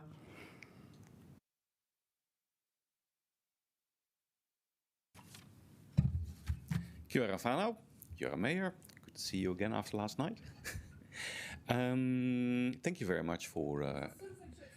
I had a citizenship ceremony, exactly, yeah, which is was great, by the way. Sorry. Thank you very much for making time for me to provide feedback in 4.5 minutes, so I will keep it brief. Reason for me to be here is that I'm a concerned cyclist. I cycle every day from the corner of Willett Street and Balcott Street all the way up to Wadestown, which is not that far actually. And that means that half the Golden Mile is my cycling territory. I'm currently experiencing a lot of safety issues, mainly with buses. But otherwise I get by fine. Where things go wrong is where I take, for instance, the council's new cycle lane on Bowen Street. Interestingly, that was a fine route for me. I'm a confident cyclist. But when I get on Bowen Street and I go to the top of Bowen Street, I need to turn right. Your new cycling lane only allows for left turns. So I'm now meeting in 1 hour actually with a guy called Jacob Wari from the council to explain to him what the real issue is and whether he can do anything. Apparently, this is council policy. You put a cycle lane in, and then once the thing's been there for a while, you start to take feedback in and say, what can we do to make it safer? I am concerned that with the plans for the Golden Mile, safety is going to be compromised. I'm concerned that, like a previous speaker was saying, you'll get a single file of buses with less bus stops that take longer to load. What buses do is, they're impatient, they overtake each other. When they overtake each other, they basically push cyclists out of their lane. I catch these things on camera and take it to the police, and the police then tell the bus driver to go and get a training. But that's not what you want. You want a safety for cyclists, right? And when I look at the Lambton Quay design, I see the buses separated from the cyclists, which is great to have a cycle lane. The only thing is at the end of Lambton Quay, where Bowen Street and Glenmore Street are, the two come together again. But it's not quite clear how. The only thing I can see is that somehow I need to mingle in with buses, which in rush hour is near impossible. So I'm wondering if this is the best solution. And if you gain, because I see this every day when I cycle, if your gain is 2 minutes, you can achieve that by just doing two things. One is adjust the traffic light settings so buses are not disadvantaged like they are now. Secondly, allow buses, like other councils have done in New Zealand, to have right of way when they pull off away from a stop. These are two things which are relatively easy to do and don't cost a lot of money and do not create the disruption that we are seeing. So those are my points. Are there any questions? Any questions? No, but your views are well heard. Thank you so much for that and for articulating those. We appreciate your time. Great, thank you. And enjoy. This is the end of your first day, apparently. All right, we will adjourn now until tomorrow at 9:30 a.m. Thank you to everyone who participated today. Very useful.